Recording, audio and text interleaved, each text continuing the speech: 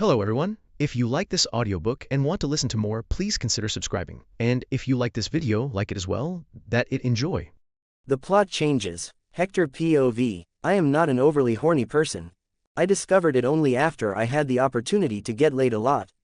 Only when you have the power in your hands do you know what kind of man you are. The proof of this is that to this point, I have only been intimate with 2 people, and one of them is my wife. Daluzia, the Twi'lek, is literally the 3rd one that I got to do something kinky, and it is only a blowjob. If she were not a hot alien, I would not have gone this far.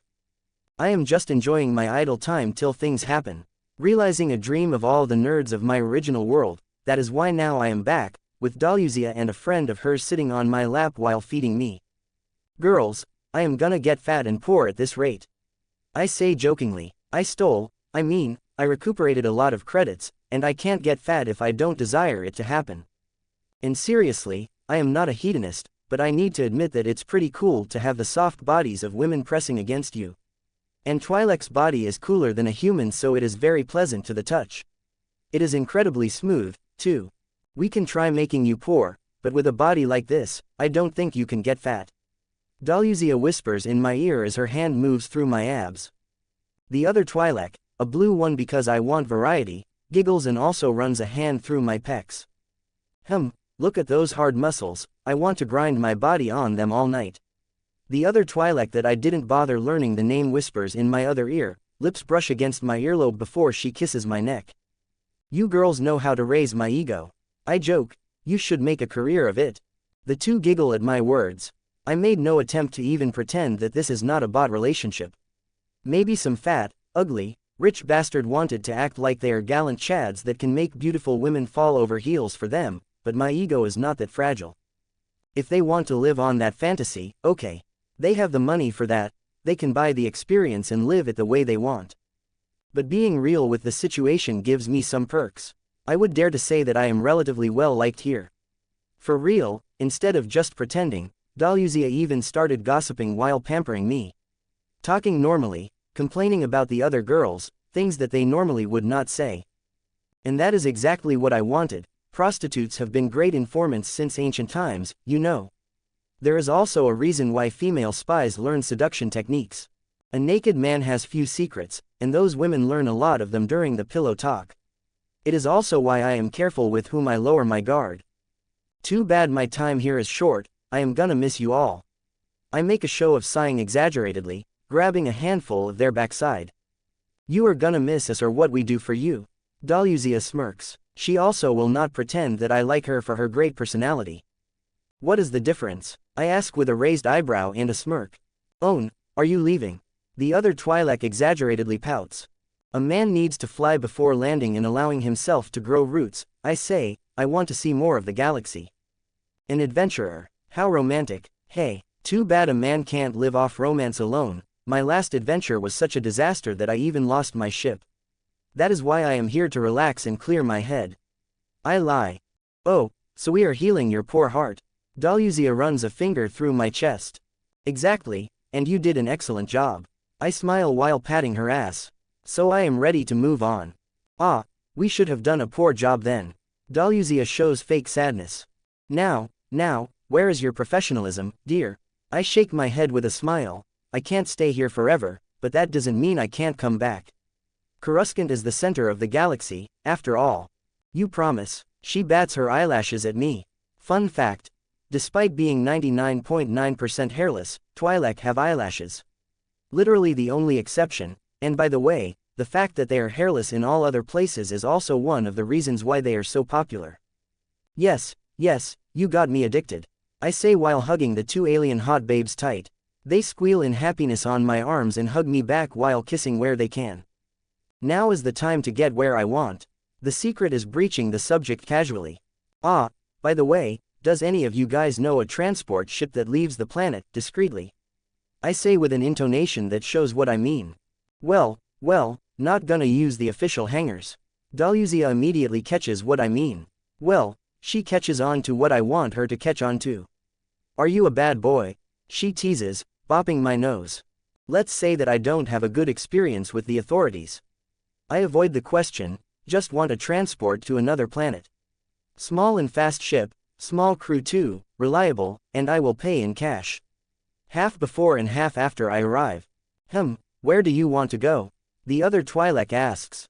Any other slightly advanced planet so that I can resume my work as a bounty hunter and rebuild my life. I continue to lie. Oh, you are a bounty hunter. I never heard of you. I can see a small suspicion in their faces. Do you know every single one of the galaxy? I smirk confidently, and only a bad hunter would be famous.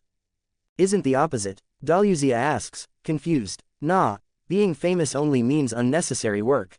It means that you made a big mess to get your target. It means that there will be people seeking you for revenge, and other bounty hunters will fuck with you. I am of a much more laid-back style. Have some high-level contacts, do some jobs in the shadows, no one knows that I exist, and sometimes no one even knows that my target was, a target. I keep my smirk. That looks more like a hitman, the other Twi'lek suddenly says, and I give her a cold side glance. Daluzia also glares at her, and she recoils a little. Thank you, Twi'lek, that I don't know the name. That is exactly the conclusion that I was hoping you two would reach. Despite my emotionless face, I am pretty happy on the inside. Lies look more believable when the person reached it without my help. People really have a very high opinion of themselves, and they always think their deductions are brilliant and got stuck with them.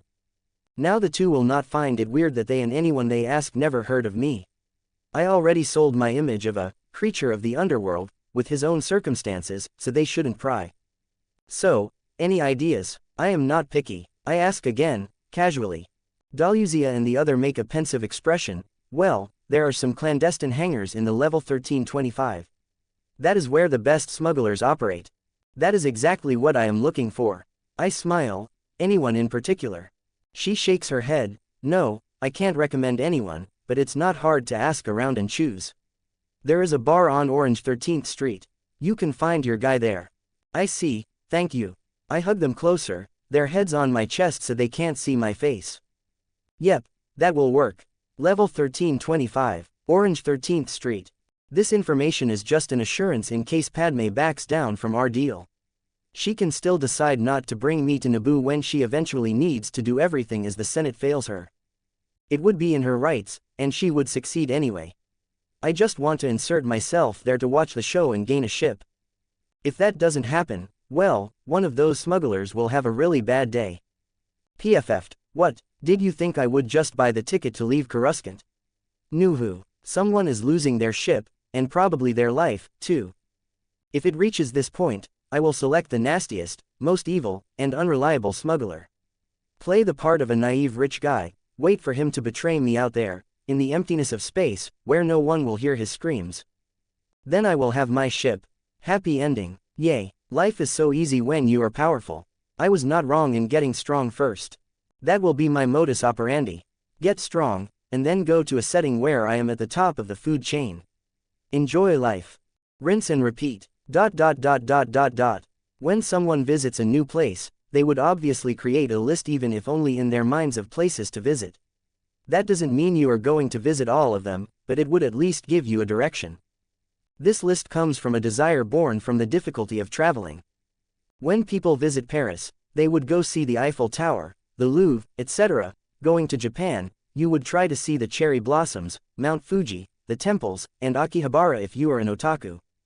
Now, in my place, any Star Wars fan would obviously have their own list of places to visit, but I would bet both my arms that everyone would have the Jedi Temple there. So this is where I am now.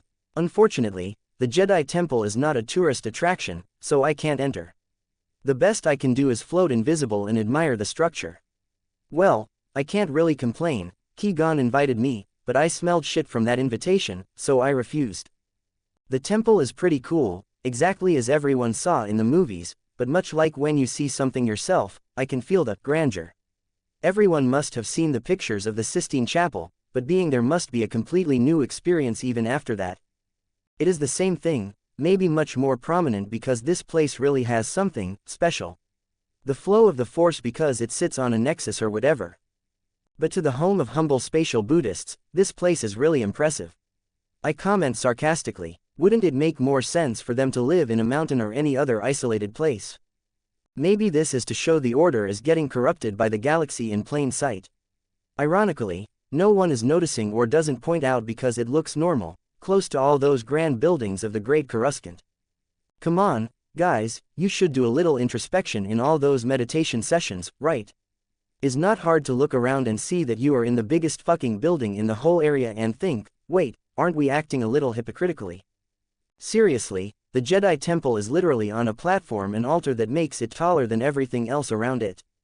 Ironic, I say in my Palpatine voice. I will not even think about the rigid rules and the fact that they take toddlers from their families. Can't even say that I am surprised that they will eventually be wiped out. The generals, keepers of peace had it coming.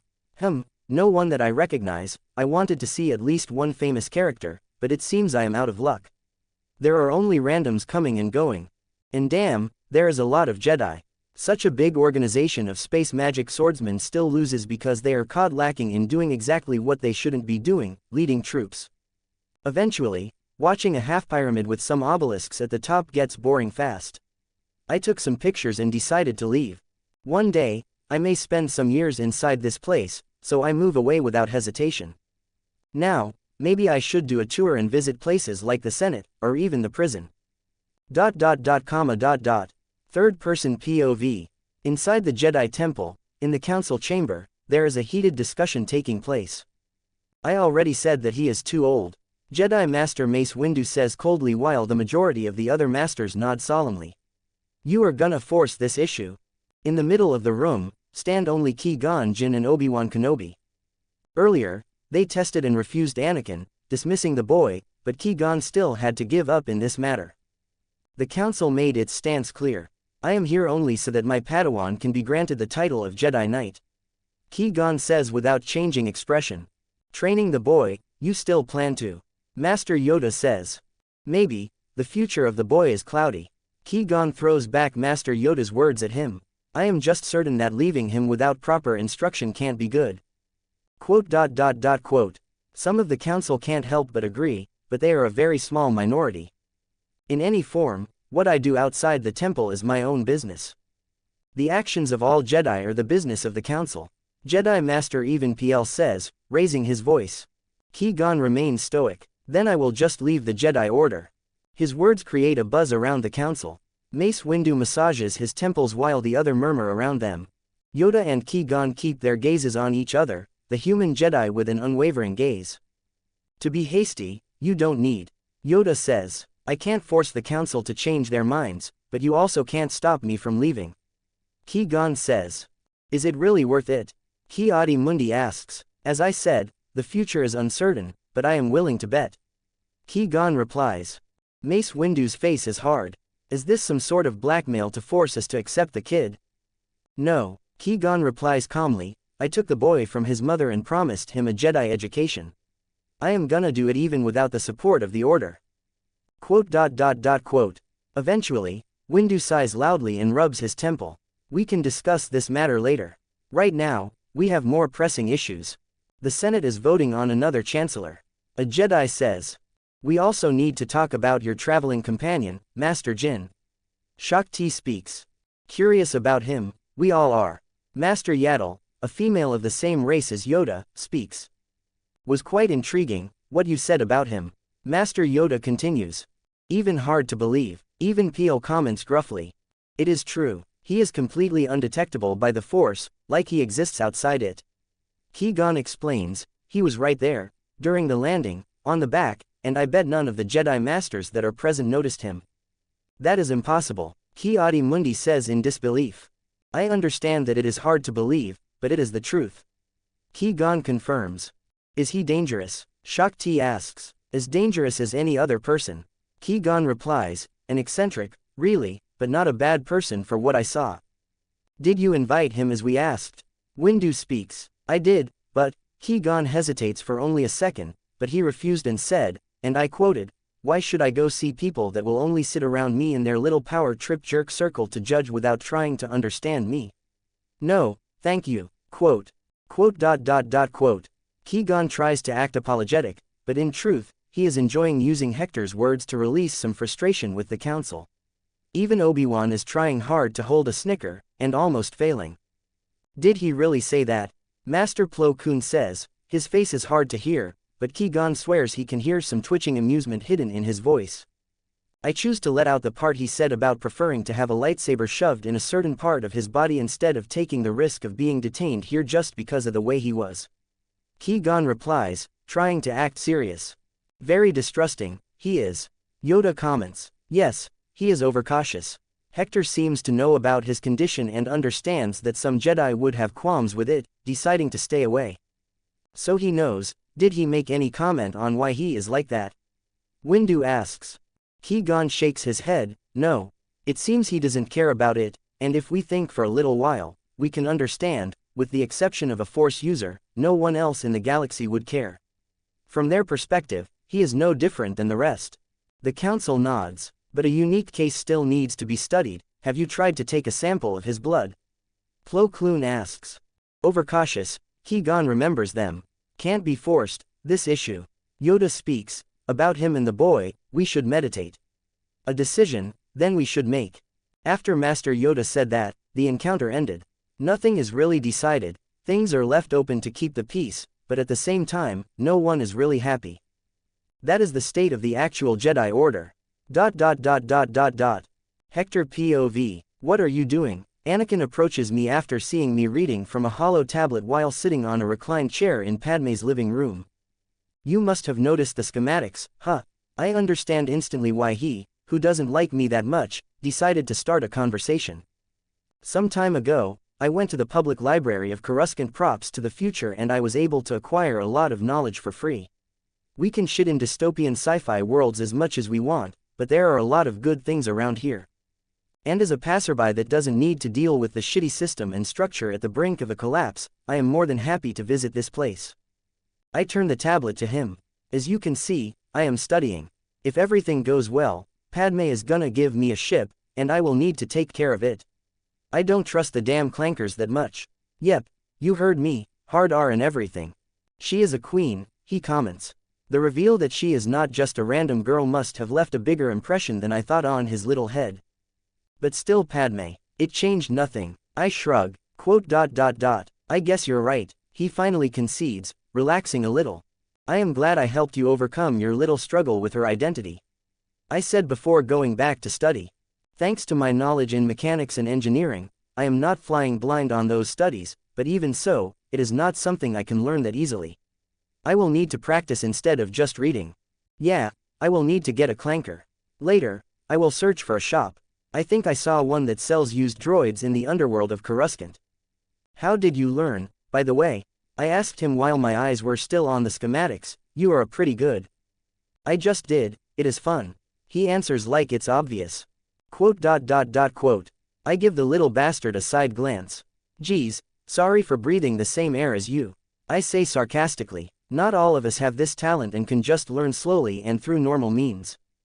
Is that so? I don't think I am that good. It is just because you are in a shitty environment that doesn't appreciate your talents. It will be a good move not to let it atrophy even if you become a Jedi. I comment. When I said that, he looked down sadly. What?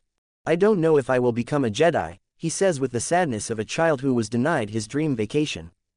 So it already happened. Fucking old cogs, discussing the child's future in that power trip room, probing him with their weird powers. So the Jedi Council said no. PFF'd, so what? Qui-Gon said that he will make you a Jedi, so he will make you a Jedi, I scoff. When he looks up to stare at my face, I continue, they are the Jedi Council, not the Force itself, they can't decide who becomes a Jedi. Don't they like you? Fine, stay with the people who like you. Qui-Gon is probably gonna train you even outside the Order. And in my humble opinion, it would be a much better option. Why? Think about it for an instant. If you train here, you are gonna be staying on Coruscant till you become a Padawan. That takes years. Without being constricted by the Order's rules, you will be able to travel the galaxy with Qui-Gon. I think that is how it was done in the past, before things got organized this way. He has the dream of traveling the galaxy, after all. Really, his face brightens up with the prospect that I am painting. It makes sense. He just experienced a very cold unwelcome by the Council, a very different attitude when compared with Qui-Gon, so if given the choice, he would obviously prefer to stay with Qui-Gon.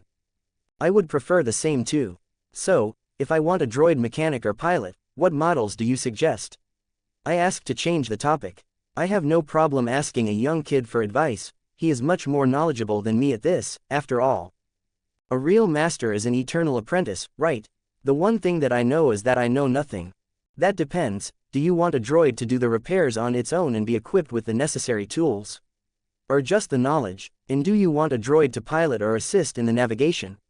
If the starship is small, an astromech is the most common choice. But humanoid droids can do all of those things, but they tend to be expensive, worthy of the investment, though. They are very all-rounded, and you can upload the guidelines you want and modify their limbs too. Quote. He started rambling, what a nerd, PFF'd.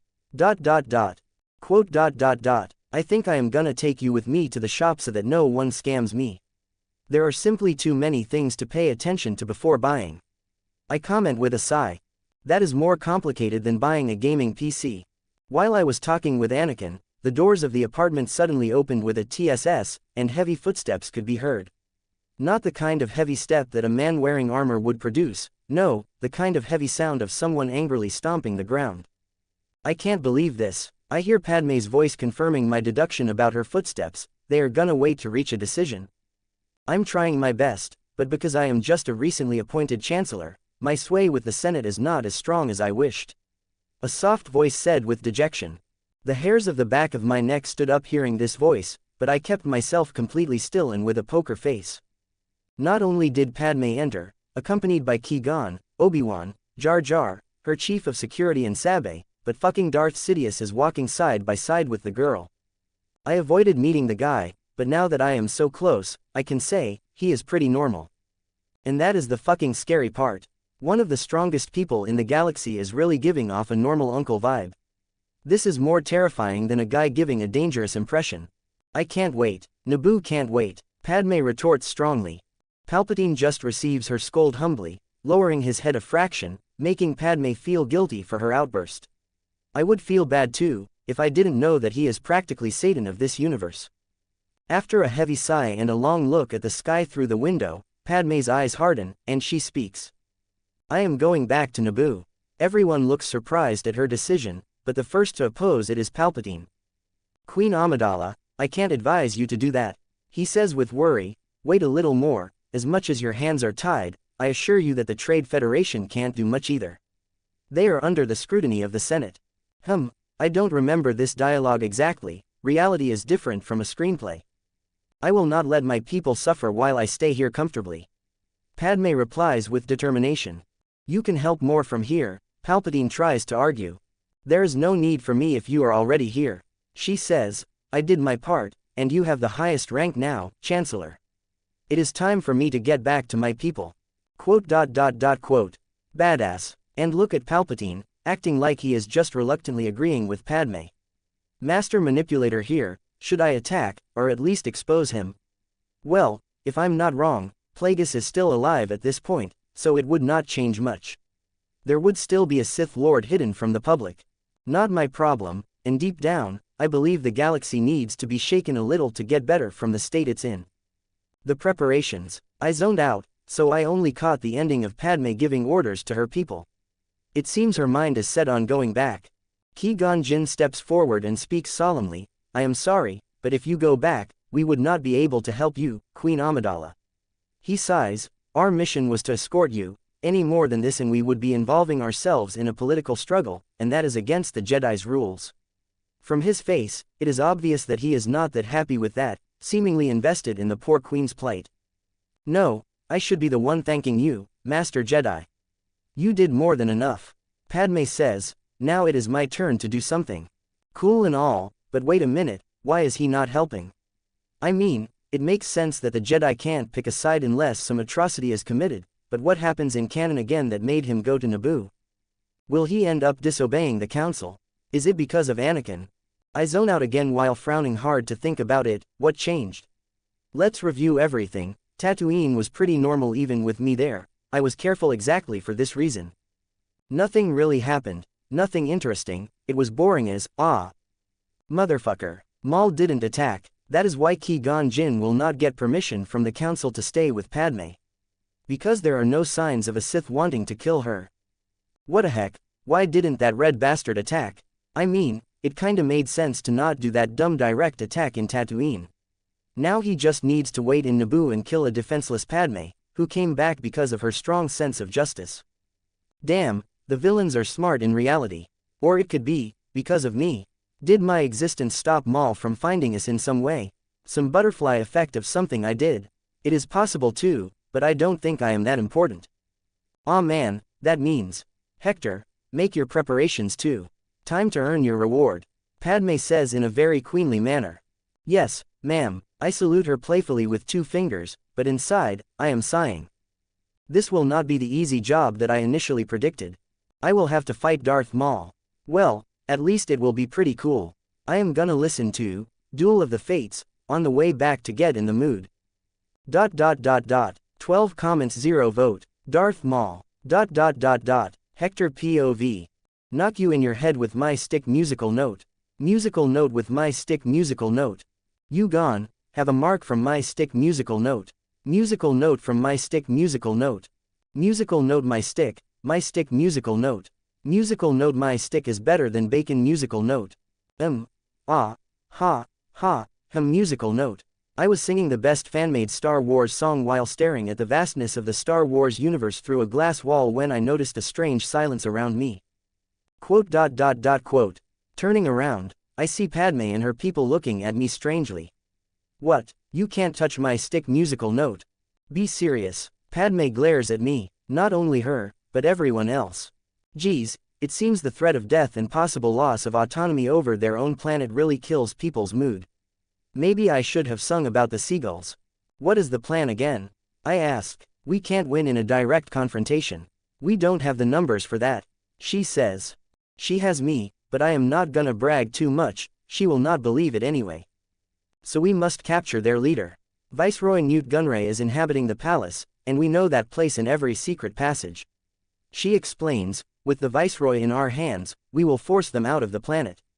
Then we will keep them till the Senate makes a move. Would they say something about your violent move? I ask, curious. They wouldn't dare. In front of the whole Republic, the Trade Federation declared that they are not harming our citizens in any way, that I am exaggerating their actions. What are they gonna say now? That we captured them while they are occupying Naboo? She retorts with a strong voice. I see, are you finally willing to play on the 2 boards, Your Highness? I smile. You can't win if you don't even face your opponent. The Senate can't fight your battles for you. She stares at me, not arguing against the obvious. I warned her, but she needed to see to believe, leaving Coruscant disappointed. Do you want me to kidnap the Viceroy for you? I suggest. Can you do that? She asks, surprised, before shaking her head. No, it will be easier if we do that, we know the layout of the palace. I just need you to protect me. You are strong, right? It is what you told me, she challenges. Okay, now I need to show off. The only display of ability I revealed was me sneaking up on her and Qui-Gon not outright telling me to fuck off. I guess he felt that I was something else and told Padme that it would be better to have me on their side. Whoosh, bang, bang, bang, I use my speed combined with the power of the rabbit talisman to move behind her and poke Padme, her chief of security, and Nabe on their necks. Whoosh, another step, and I am in front of them, smiling at their wide eyes. Like I said when we first met, Your Highness. If you need to use violence, I am your answer. I bow exaggeratedly with a hand over my heart. I don't know how I compare with a Jedi, but at least I am not bound by their peaceful ways. I don't think she has words by being so vulnerable in my presence, so she just slowly nods. It is inevitable, really. People always get tense if a gun is pointed at them, and I, relatively close to anyone, am more dangerous than any gun. People just don't see the threat. The plan was to make a distraction while we sneak into the palace and capture the Viceroy. Padme says with a pensive expression. But now, maybe we should make a distraction while you capture him. I feel that I will be needed elsewhere. I comment. What do you mean? The Viceroy is just a normal guy, right? Yes. Then I should be the one holding whatever is there to stop us, guards, droids, whatever, and you go capture the guy. Just prevent Darth Maul from killing you guys. I can create a very good distraction, causing explosions somewhere and attracting the grunts while you go capture the rich guy. Are you sure about that? There will be a lot of concentrated power on you, Padme says, maybe worried, a small army. I also have a lot of destructive power. and it will be very easy to sneak away with my speed. I explain. We talked a little more, but in reality, I was waiting for the conversation to shift to the canon plot. For two reasons: 1, I know that I will probably be stuck with Maul, like the Jedi. 2, the people of Naboo need to make an alliance with the Gungans. So, anytime now, Jar Jar, you useless piece of. I have an idea, he shouts suddenly while pointing a long finger to the ceiling. Everyone looks at him with very low expectations, but we remain silent to allow this guy with zero credibility to talk. We are nice like that. Wessa Kentucky wit de Gungans. He reveals excitedly, convince dem ta fight wit us sems. Gungans can help. Gungans warriors bimbum. Bimbar. What the fuck is bimbum? I can't help but mutter, but ignoring that, the threat of an army would be the best distraction. If I need to sneak away, they would start searching for me, and consequently search for you guys too. I point out. Things are going in the exact direction that I predicted. It seems I really took the role of the Jedi in this timeline. We never had a good relationship with the Gungans. Padme comments. Is it bad? I ask. No, just distant. She says with a little hesitation. Ostracized, huh, I say, but don't delve into that. Jar Jar already made me racist, so I can't blame them. Female Gungans are also not my type. Jar Jar, do you think we can form an alliance with the Gungans? Padme asks with some hope. Mestaki wit dem. After some hesitation, he puffs his chest and hits with his fist. Quote. Aren't you the exiled one? Anyway, everything will go well in the end. I said in the end, so obviously, in the beginning, the negotiations started badly. Thankfully, probably because of my influence, Padme didn't hide behind Nabe, her decoy, and was upfront with the Gungans after we arrived in Naboo. I guess she is not using her body double that much because I kinda exposed her at Watto's shop.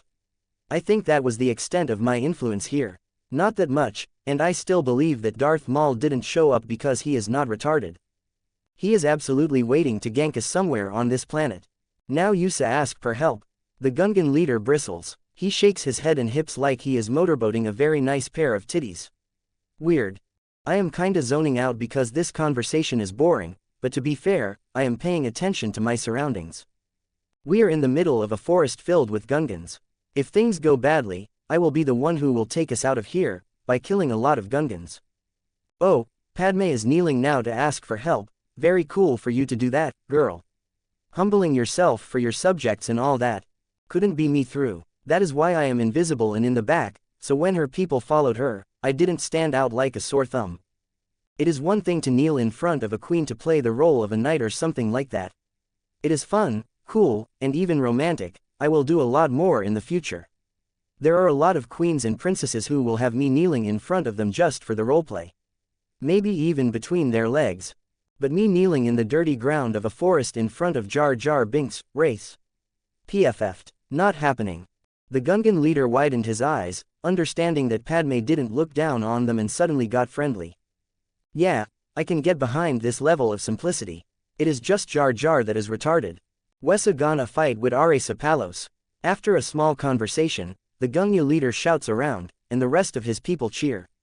Padme reveals a relaxed smile while the Gungan leader goes back, and they start discussing the next step. The first step should be to recover the hangar so that we can use our battleships. The chief of security says, while we are reunited in a small council room. Then we will be able to give cover to the Gungan army on the ground and fight in orbit.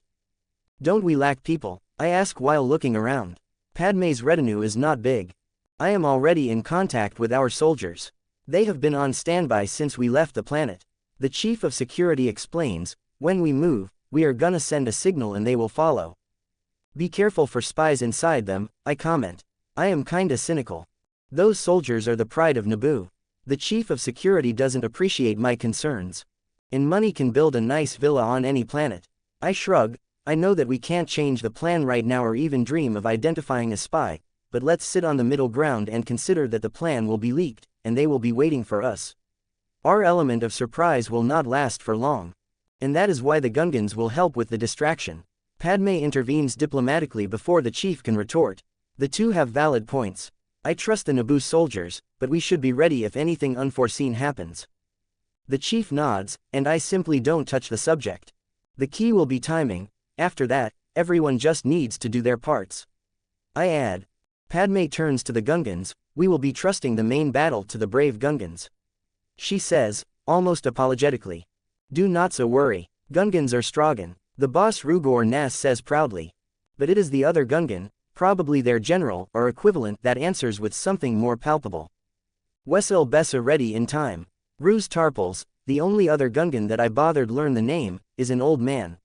He is slim, white, and has whiskers to differentiate himself from the rest. I learned that there are apparently 2 different tribes in the Gungan species. Like the boss, that is fat, not because he lives a life of opulence, but because of his subspecies. Is that the correct term? Jar Jar is an Odola. They are the lanky ones, while the fat ones are Ankora. They are an amphibious race, so it is like the frogs.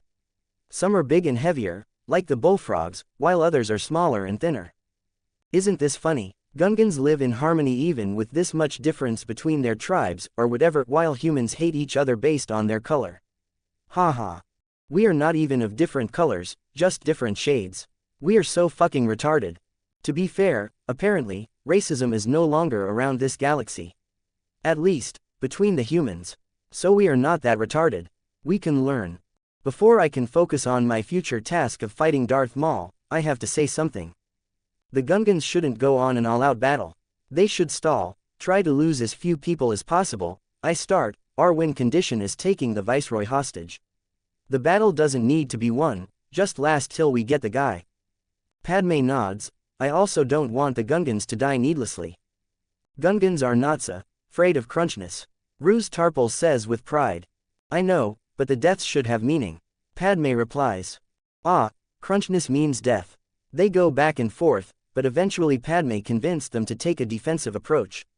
I suggested guerrilla tactics because why the fuck do the Gungans fight on an open field against the droids? You have the field advantage. The knowledge of the terrain. Whatever, they just need to hold off till I defeat Maul.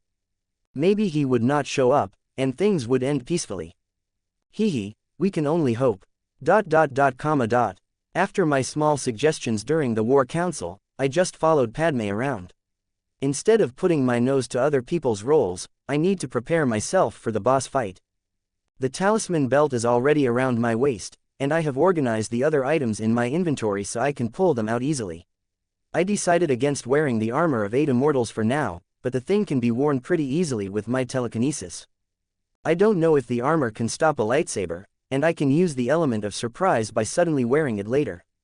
The boost in status can give me an edge and an opening to end the fight.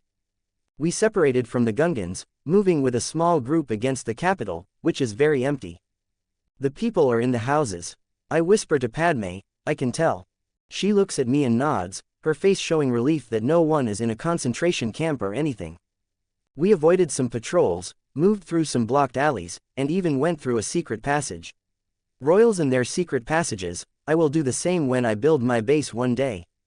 Our first stop is obviously at the hangar. We get closer at every corner we turn, and at every turn we find more allies who join us. I do my job by destroying any patrol we see quickly so that Padme can spare her forces. Now that I changed the plot, I could at least change for the better and have more people survive than in canon, right? Bam! A wave of my hand and a group of enemy aliens was thrown at the wall with such strength that their grunts of pain came muffled because the air was knocked out of their lungs.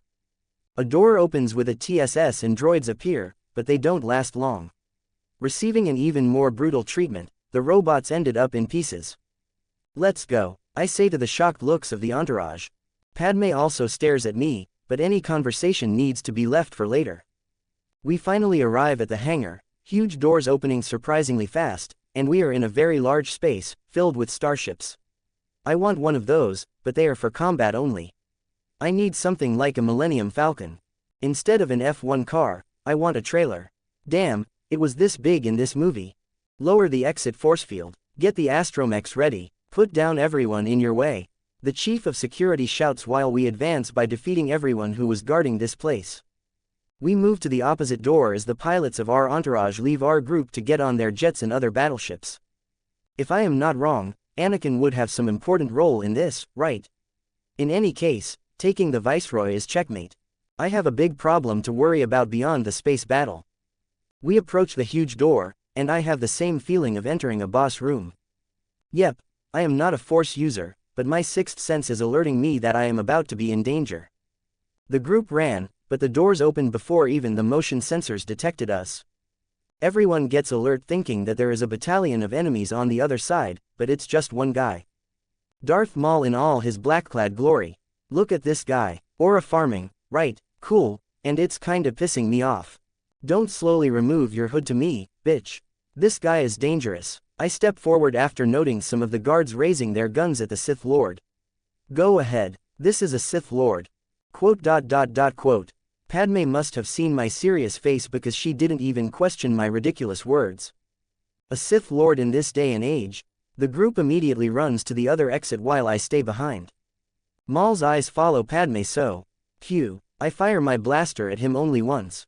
P.S. is Shiyu Zun. Quicker than the eye could see, he ignited his lightsaber, and the red blade protected his face from the blast, deflecting the shot to the ground. Behind the blade, his tattooed face remained still, but his yellow eyes slowly turned to me. It is bad manners to take your eyes off your opponent, I say while putting the blaster back in the holster. I know this thing is useless against him. I am trying to be casual, but the speed of his taking his lightsaber and deflecting the attack raised my alertness till the fucking stratosphere. Just watching the movies, series, or whatever doesn't do it justice, but blaster's shots are fast. Yes, it leaves a trail of light, but it is impossible to react. Seriously, while the trail of light is registered on your pupils, the blast has already hit the target. So, everything we see in the movies is slowed so that our eyes can register it. Powerscalers would have a field day with this knowledge. Am I in the Legends version or what? Lightspeed upscaling was not in the plan in this casual trip, I chuckle humorlessly while shrugging off my trench coat from my shoulders. See, I can also act cool. You, my opponent, Maul sneers, his face morphing into one of contempt. Yep, continue like this, you also underestimated Obi-Wan. Fulfill your destiny and lose to me, too. I smirk back. His face shows the obvious confusion for not understanding about what I am talking about, but that is okay. Let him be confused. His stance still shows that he is not taking it seriously, but that is okay, too. I already decided that I will make a little change in the canon, and kill him for good in this timeline. Third person POV. Hector just gives 1 second of courtesy to Darth Maul. He strikes a fighting pose, fists ready, and then launches himself at the Sith Lord, who is still not taking him seriously. After all, Hector has one advantage over the Red Zabrak, it is his biggest advantage anywhere in the Omniverse, knowledge. As a Star Wars fan and even one who likes Maul, he is obviously familiar with the guy's fighting style. The Form 7, Juyo, is known for its ferocity. Maul utilizes aggressiveness, chaotic movements, and unpredictability to overwhelm their opponents. That is even more apparent when one thinks about his unusual lightsaber. So Maul is an offensive fighter, and like how Dooku once did with Anakin, Hector plans to force him into defense. Darth Maul's eyes widen a little after seeing the speed at which his opponent dashed at him. He hasn't felt the force on this human, and he is also not wearing the common Jedi garbs, so he didn't think Hector was a worthy opponent. A fist is flying at his face, but Maul just smiles in contempt, putting his blade in front to defend himself. Only an idiot would punch a lightsaber blade. Hector is no idiot, though. His punch was a feint. He retracts it just before hitting the blade, and he swings his other fist at Maul's side. Unfortunately, such a trick would not work on a Sith Lord on the level of Maul, who simply turns to the side and tries to cut Hector with his lightsaber. Thankfully, Hector never committed to this attack, predicting that it would not work. It was just to test the waters and get a grasp of Maul's reaction speed. Yep, he is fast, Hector thinks while stepping back to get out of range of the lightsaber. That was a mistake, though. Hector wrongfully thought that he would be able to step forward again and enter Maul's range after dodging like this, but it is not that simple. The enemy will not wait for him, and Maul will not play by his tune. Life is not a game. Hector's eyes widen. Maul is already on him, moving much faster than expected. ZWW Woon. He dodges just by a hair's breadth, and then he needs to dodge again and again. Darth Maul presses his advantage, red blade moving with great speed to try to cut Hector. Hector needs to dodge and step back, giving even more ground, literally staying on his back foot during this whole exchange. He thinks of a way to use one of his powers to catch Maul by surprise, but the Sith Lord gives no openings while moving so unpredictably. Things get even worse when Maul finally reveals that his lightsaber is a double-bladed type. P.S. is Shiu. He makes a cut from above and then attacks from below while igniting the second blade. The red blade cuts Hector's body diagonally, from his waist to the opposite shoulder, creating a scorched line on his torso. It is only because Hector has great reflexes and his previous knowledge about Maul's lightsaber that he was not cut in half. A moment of reprieve happens as Hector jumps back and Maul stays in place, a little surprised that the fight didn't end already. That hurts, Hector winces. 2 fingers go through the burnt skin. I can feel the heat in my bones. His heart is beating fast, the almost death experience was scarier. One moment, and everything would end. All his effort, all his plans, dreams, that would be the end of our journey. Luckily, it was too shallow, and the fact that lightsabers cauterize wounds helped in this case. The same property that makes it cut through almost anything makes so that he didn't bleed. Beyond thinking about the great loss it would be if things ended here, he couldn't help but think about how pathetic it would be. It is too soon, he can't die like this. Okay, it is time to lock in. Hector takes a deep breath and goes incredibly serious. Even Maul noticed that the air around him shifted. Hector's face becomes a mask as he reaches for his inventory, his hand and forearm sinking in the air behind him. You see, Hector always had a little problem with the Hercules method. Beyond his lack of talent, another factor holds him back. The Hercules method, the teachings of Cain are heavily based on slaughter. The law of the jungle, the food chain, the right of the strong. You kill your peers to prove your superiority over them. Your mind changes, and so does your body. Mind over matter, as your mentality as god of slaughter, hero, or even a murderer is fulfilled, your body becomes superhuman, and you ascend beyond the chains of humanity. What better way to reject your humanity than killing your fellow humans? You treat them like lessers because you are above them now, you rise above them by piling the bodies of your victims, they are cattle, prey, toys, and you become the apex predator. Hector never delved too deep into that. Only in the beginning, when he was trying to grasp the method, did he kill a lot of criminals in gangs to increase his body count and understanding.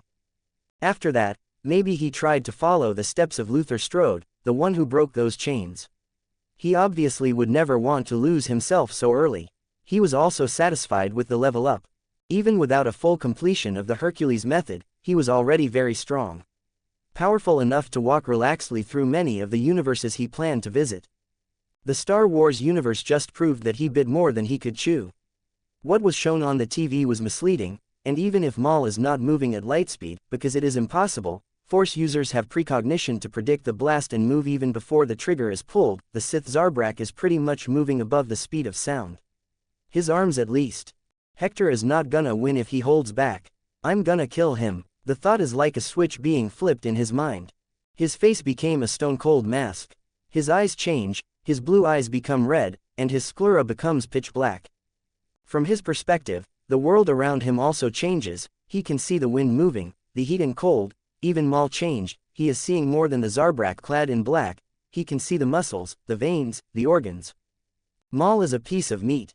Like humans, he has blood, he can bleed, and if he can bleed, you can die, he says loudly just to reinforce his mentality. Boom. The dash forward is so strong and violent that it left a clear print of his foot on the ground. In one instant, he is already on Maul, looking at him with cold eyes and bringing down his arm into a huge swing. Maul keeps his calm. He can still see Hector's movements even though he received a great boost. The red lightsaber was raised to deflect the attack while Maul was already seeing his future movements. He is gonna attack Hector after parrying, while the human is out of balance. This time his blade will go through his heart and end this fight. Quote question mark exclamation mark exclamation mark exclamation mark exclamation mark quote. But to the surprise of the Sith, the attack is so heavy that his knees were forced to bend, and he needed to put his all into the defense. Not only that, the weapon that Hector pulled really clashed with a lightsaber, and he is holding it on. Never thought that in my life I would be happy that Disney brought Lucasfilm. Hector jokes, his grip on the Three Wishes keyblade tightening while he keeps Maul pinned in place. Guess Sora will have his moment here, too. Despite the joke, Hector's face is incredibly menacing, twisted into an evil mask. Even his half-smirk is warped, eyes corrupted and emanating bloodlust. Not only bloodlust, but his eyes start shining, and he releases a heat blast at Maul while their blades are locked in place. The Zarbrak's eyes widen, and a boost of the force is emitted from him so that he is able to create a half step of distance from Hector, and put his blade to stop the two beams coming from his enemy's eyes. But one of them still hits his cheek, carving a burn wound on the Sith's face. "Now we are even, let's start round 2, Hector says with a bloodthirsty smile.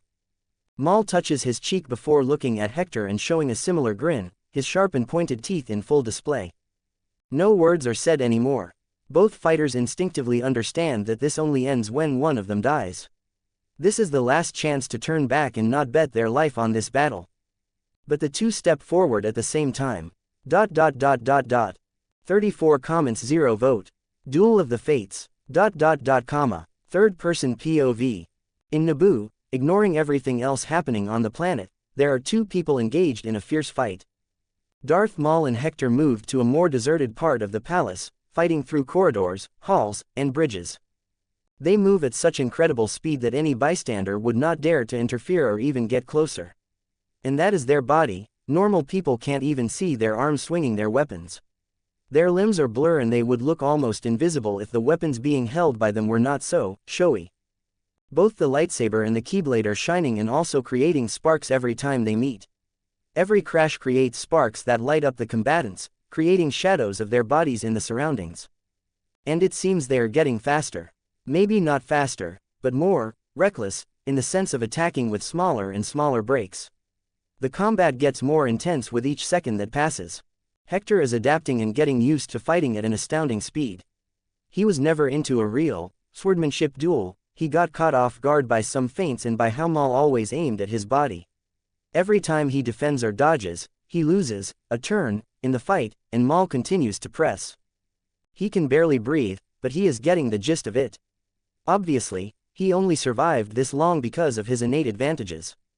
He was hurt more than once, the dual-blade lightsaber scratching his body, burning layers of skin and even a little of his muscles, but he instinctively knew that he didn't have the luxury to stop to wince in pain. He simply grits his teeth, narrows his eyes, and continues fighting. His tough body and the horse talisman keep him alive. He is still not sure whether the dog talisman will save him if his heart is pierced or his head decapitated, but he will not bet on that. All of Maul's attacks are aimed at killing or at least incapacitating him. His quick reaction time saved his limbs more than once in this fight. He also doesn't know if the horse talisman is strong enough to at least reattach a lost limb. And he thinks it is too early for him to gain a cool cybernetic prosthetic. He is a body purist who desires to keep his body 100% organic. Maybe his mind will change in the future, but that is how he thinks for now. There are some important factors that impact a duel like this. Darth Maul obviously has the advantage in experience. Even Hector's weak future sight, something that always gave him an edge against others, doesn't help much because a Force user can also use precognition, evening the odds. But Hector already noticed where his advantage lies and is getting ready to use them. I am stronger, he thinks. His overall stats are higher than Maul's, even if the Zarbrak uses the Force to empower himself. Hector has the talismans on top of his body, trained by the Hercules method.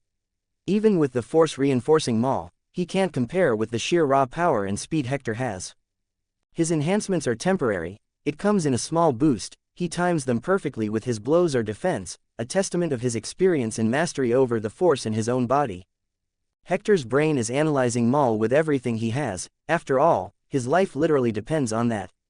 He never thought so fast without the use of the NZT. And the drug is something he is keeping as a last resort, because despite the danger, he is growing so much during this fight. It would be a waste to cheat. He just needs not to commit a mistake. It is like I am at 1 HP, it needs to be a no-hit boss fight. He doesn't blink, his body is fully focused on the fight while his mind works overtime. He is in the zone. Hector starts moving with fluidity, fusing attack and defense with the spin of his arms and rotation of his wrists. After all, to keep up with Maul's technique and his dual lightsaber, Hector can't show openings. Maul's attacks with one blade while already moving the other to an incredibly quick follow-up attack.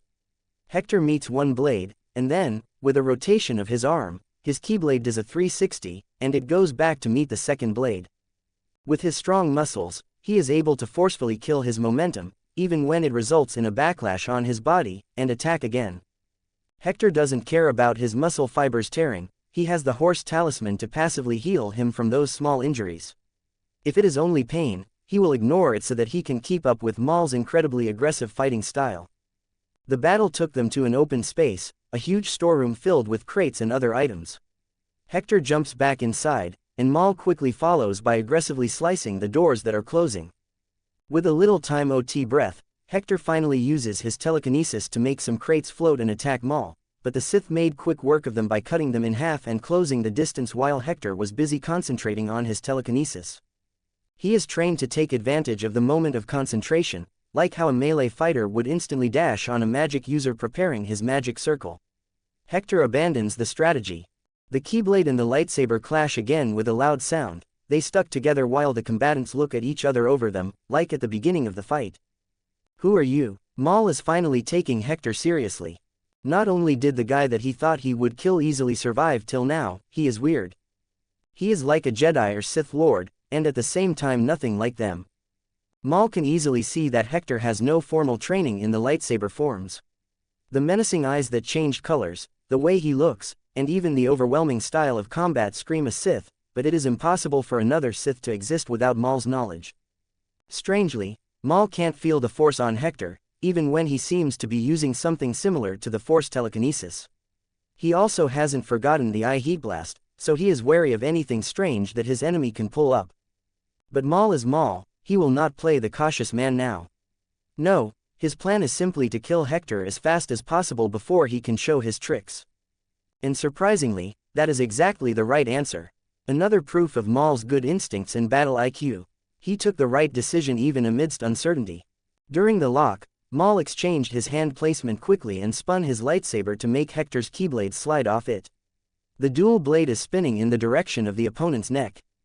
Bam! But Hector released a blast of telekinetic power at Maul's chest, sending the Sith flying in the air a little. He recovered fast, though, doing a backflip in the air and landing gracefully. There is a reason I am letting one hand free. Hector doesn't say anything out loud because he is busy acting.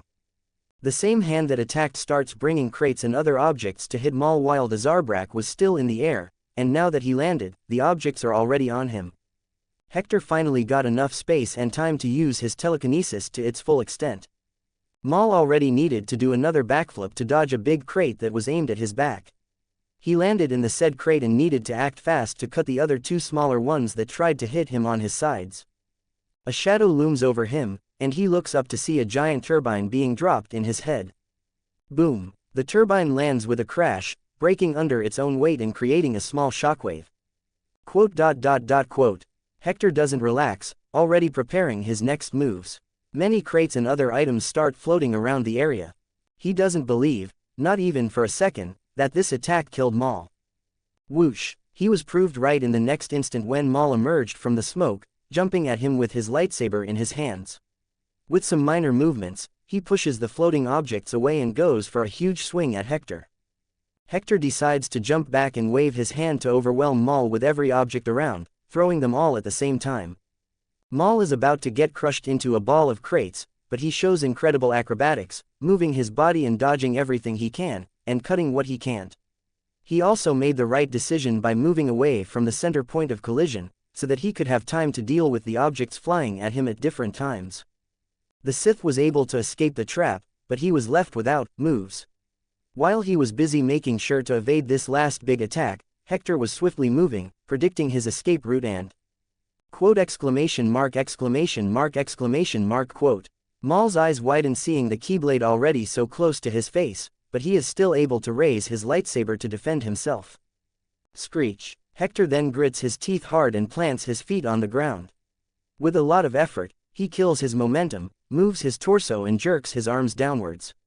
He used everything on this, simultaneously activating the Ox and Rabbit talisman, something he was holding back till now, exactly to surprise Maul, and caught him off guard.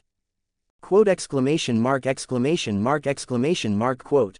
Now, Maul is exposed. Hector is in an awkward position, like a baseball player ready to hit a home run, but the ball is coming from above. His body is almost parallel to the ground. Thwack! The Keyblade hits Maul directly on his stomach. The Sith was doubled over like a shrimp, his face contorting in pain, and then he was sent flying like a bullet till he hit the ceiling. Crack. It is unclear if that sound came from the ceiling or Maul's bones breaking. Hector was ready to do a follow-up, but surprisingly, Maul got out of the ceiling by propelling himself down and landing on the ground after some spins. That is some grit, because there is no way he is not hurt by that, Hector thinks.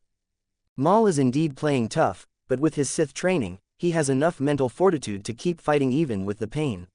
He will not lose battle power because of his injuries, no, he will get even stronger, drawing power from his anger and other negative emotions.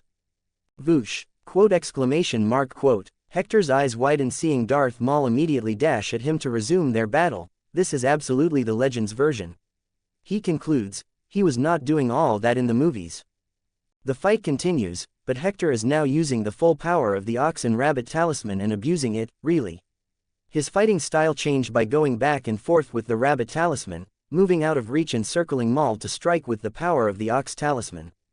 But Maul proves once again he is a good fighter, his double lightsaber giving ample reach to protect his body in all directions, but Hector moved like an annoying speedster fly. He attacks, moves back, circles, and attacks again on an opening, sometimes even feinting his attacks. Maul is finally on his last legs, but Hector doesn't lower his guard. He is holding himself pretty well, but in this condition, that should get him. Hector's attacks get stronger and stronger, pushing Maul back. He gets aggressive, giving the impression of wanting to end this fight now that he has the upper hand. He finally stops and commits to his attacks, swinging down his keyblade at Maul. He is even holding it with his two hands to increase his attack power. The Sith was able to stop the easily read attack, but his arms are forced back and his knees buckle every time he defends. 1, 2, 3, 4, on the fifth blow, Maul is almost on his knees, being forced down by the pressure, blades locked once again. Once more, they are in a contest of strength, and Hector is obviously winning. Maul has to use all his strength just to stop his own blade from hitting his face. But the Sith is already planning his next move, he just needs to bait Hector into a false sense of security, make him confident, putting even more strength in this. Then he will give up in this struggle, sidestep and let Hector lose his balance, then he will strike the enemy's stomach, cutting him at his waist and winning the battle. It is a Maul victory, if that happened. Hector struck first. On an unexpected move, he opened his mouth and spit fire at Maul. Foosh! The stream of fire hit the Zarbrak ruthlessly, burning his face, eyes, and even the oxygen he was trying to breathe. His clothes catch on fire, his skin melts, his fingers lose their strength, and he drops his lightsaber. Hector doesn't stop, breathing fire with everything he got. As a Star Wars fan, Hector is aware of one of the best methods to kill a Jedi, used by the Mandalorians in the past, flamethrowers. He waited till this moment to use it because a good Force user would be able to make a barrier. Maul was wounded, wielding his lightsaber with both hands and with his mind in his next move to win. He didn't have enough mental strength and focus to react to an attack from this distance, and such an unusual move was also impossible to predict. Hector even baited him into a false sense of security by using his two hands on the keyblade, making Maul think Hector would not pull any trick with his free hand. At best, Maul's eyes are focused on Hector's own eyes, ready in case he would use another heat blast, unaware that the danger would come from a little lower, and it would be impossible to deflect with his lightsaber. Hector continues to breathe fire till Maul is struggling weakly on the ground, and even then, Hector was cautious enough to pull a knife from his inventory and hit Maul's vital points from far away. Dead, he declares, finally relaxing a little. He smiles brightly and extends his hand. Maul's dual-blade lightsaber flies into his hand, and his smile gets even bigger. Hehehehe. The weight in his hand feels good, and he throws it in the air a little before looking carefully at the details. Where are the buttons? Oh, here. Peas Shiu. He. Ah, the other is here. Peas Shiu. Now this is what I call a good loot. He nods to himself. Wait, is there any side effect in using a lightsaber from the dark side? He pauses. Meh, who cares about being corrupted? I have a lightsaber. ... It could be said that this battle is being fought in 4 fronts. There are obviously 2 battlefields, one on the ground and the other in the air. The first being fought primarily by the Gungans and the few humans of Naboo that are appearing from their hideouts, and the latter being fought by the Starfleet of Naboo against the blockade. The other is no less important, maybe the most important one, and is Padmé's advance to reach the Viceroy and capture him. The fourth one was the less conspicuous duel between Hector and Darth Maul.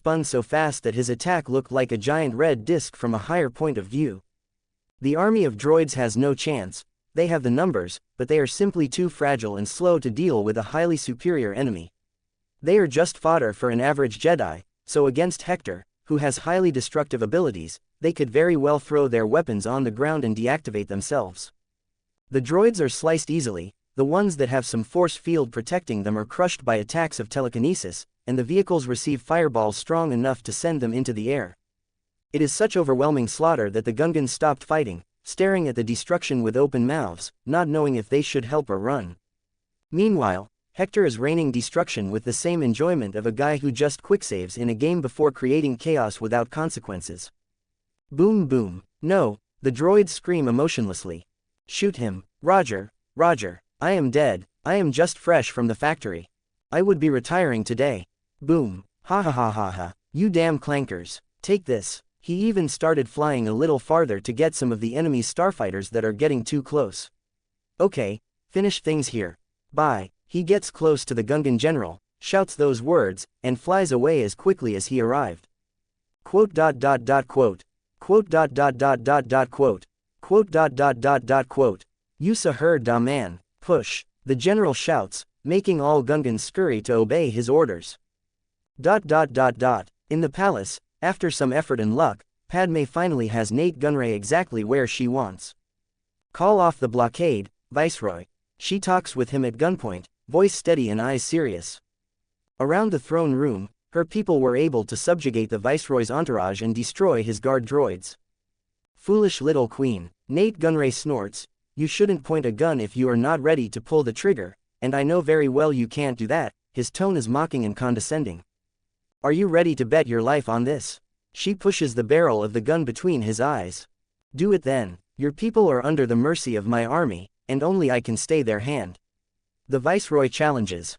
Padme hesitates. What he is speaking about makes sense. Even killing them would not change anything, they would still need to fight a war outside. Making them surrender is the right path, the only path she can accept, the one that will save the lives of her people. He. It seems you finally understood your place, Queen Amidala. Nate Gunray straightens himself confidently. You could have saved us a lot of trouble and your people a lot of suffering if you reached this conclusion sooner. He even walks out of the aim of her gun and casually strides to the control panel close to the throne. Now, it is your turn to surrender, and if you are still not convinced, he chuckles maliciously. I can show you something that will change your mind. Beep. He presses a button and a hologram of the battlefield floats to them, but to his surprise, the image that was shown was not of his unquestionable victory, but of a single creature trashing his army like it's his God-given right to do so. Quote. Everyone pauses and stares at the unbelievable sight. I would like to surrender now, please. Nate Gunray turns awkwardly. Quote. What? I told you that I was strong. You guys need to stop staring at me weirdly all the time. At this point, you should be used to this already. It is what Hector said after entering the throne room. He smells like smoke because he was just in the air flying through starships and was even hit at some point. His clothes are tattered, and he looks incredibly disheveled. Are you okay? Padme asks with worry, seeing that beneath his half-destroyed clothes, there are points of his skin that are charred black. Yep, I am good, he says without a care in the world, scratching the charred skin like it's dirt, revealing pink and healthy skin underneath. He was grazed many times by Maul's lightsaber, thanks to his strong body and horse talisman. He ignored it until now, but the marks are still on his body. Not that a shower and a good scrub will not solve, though. It was a dangerous fight, and I ended up working more than I expected, but I am glad that I did. It was a learning experience, Hector chuckles to himself, and a little fun. Quote. Oh, there you go again, looking at me weirdly. Hector rolls his eyes as he points. By the way, call the Jedi Council and say that I have the corpse of a Sith Lord. If they don't believe, call Qui-Gon. Hector, at least, wants to warn them of the existence of the Siths. They must know that if one appeared, another should exist. He speaks in an unnaturally serious tone. I can do that. Padme nods. I will make a speech later, and there will be a celebration for our liberation and to thank the Gungans. Not interested, Hector interrupts and turns to leave. Call me when you have my reward or if the Jedi say that they don't believe in you. Quote. Or if the party has food. 13 comments 0 vote. Done with the plot. Padme. The Queen of Naboo stares curiously across the table at the mysterious man she found to help her. More accurately, he found her and offered his services. He refused to make an appearance at the parade and receive his laurels, but he didn't refuse the food at the banquet. It is a much smaller event, with only the leaders of the resistance against the Trade Federation and other important people. So right now, Hector is stuffing his face with the large variety of food in front of him. Padme watches him display very childish table manners, greedily taking a little of everything, biting and not hiding it if he finds it bad, showing his displeasure on his face if something does not meet his standards. He even puts it aside on an empty plate. What he is doing is an obvious breach of etiquette, but he doesn't care, and no one dares to admonish him. And also, it is not like the Gungans' table manners are not that much better. Jar Jar Binks at his side is making an even bigger mess, enough that Hector is glaring at him from time to time, but still putting up with it because he is pushing the foods he doesn't like to Jar Jar, like the Gungan is his trash can. Who would have thought that this guy, who is eating like it's his last day alive and being picky at the same time, would be crucial in the victory of Naboo? Not Padme, at least not when they met. She really needs to praise herself for the past that decided to put some of her chips on him. The bet paid off thousandfold. She doesn't care if he is a rude weirdo. At least Hector is a man of his word and helped her. Even those bad points can be attributed to the fact that he is too honest and upfront, not keeping up with pretenses. She remembers him talking about how he is truly free because of that. It is almost enviable. What are you staring at? Hector suddenly asks, breaking Padme off her thoughts, his mouth full of food. You didn't fall for me, right? Quote. That is so ridiculous that she chuckled. How can someone ask something like that with a straight face and his mouth full of food? Absolutely not, she says in a deadpan after her chuckle. Good, it would be awkward to reject you. He nods seriously before going back to eat. Quote. She can accept his eccentricity, but it is not like he doesn't annoy her sometimes. In some way, he is similar to Jar Jar in this aspect, not that she would make this comparison loudly. Ah, I don't want to be annoying, but don't forget about my ship. Hector pauses mid-bite to turn to her. I haven't forgotten. The only problem is finding something worth what you have done. Padme replies. No need to do that, just give me something mid but usable, the only crew will be me and some droids later, anyway. But if you think that is too little, just give me the rest in credits. He says nonchalantly. It baffles a little Padme how he can be so careless with this and somehow greedy at the same time. He is no saint who did what he did because of the goodness of his heart, but he is not like he is extorting her either. At least, he is not scum. If he was, and did something like change the agreement at her most vulnerable moment, asking for something ridiculous like her body or to marry her, she would have been forced to accept. Padme would be a proper wife, not for love, but for duty. He is a mercenary that she hired, but not like the others. I hope you are not trying to delay just to keep me here for longer in the hope of hiring me permanently or some shit like that. Hector suddenly says while giving her a suspicious side glance. Not at all. You already made your stance and objective pretty clear. I remember you saying to Ani that you want to explore the galaxy. She shakes her head.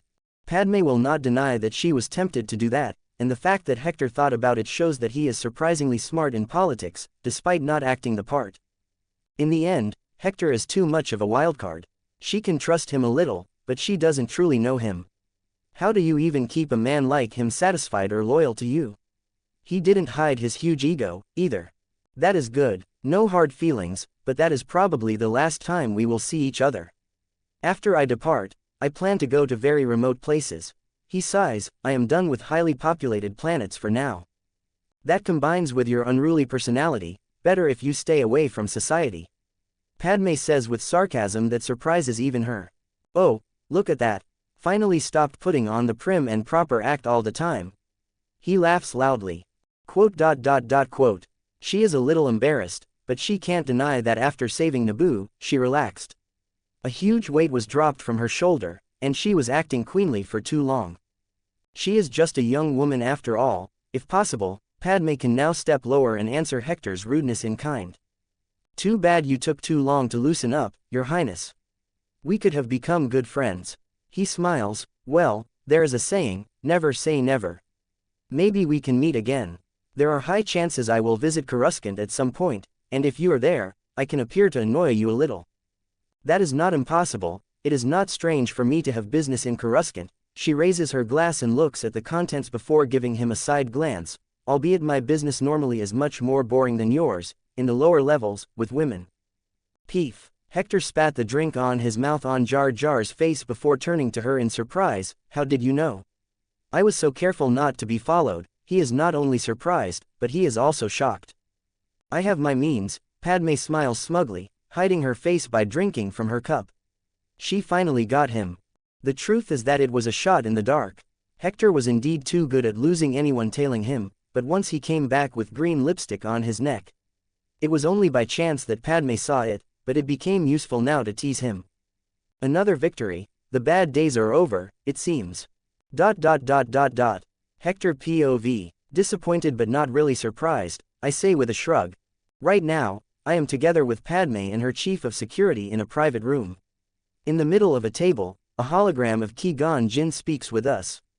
As a side note, I always thought the holograms in the Star Wars universe were a little shitty, but I guess it's based on the distance.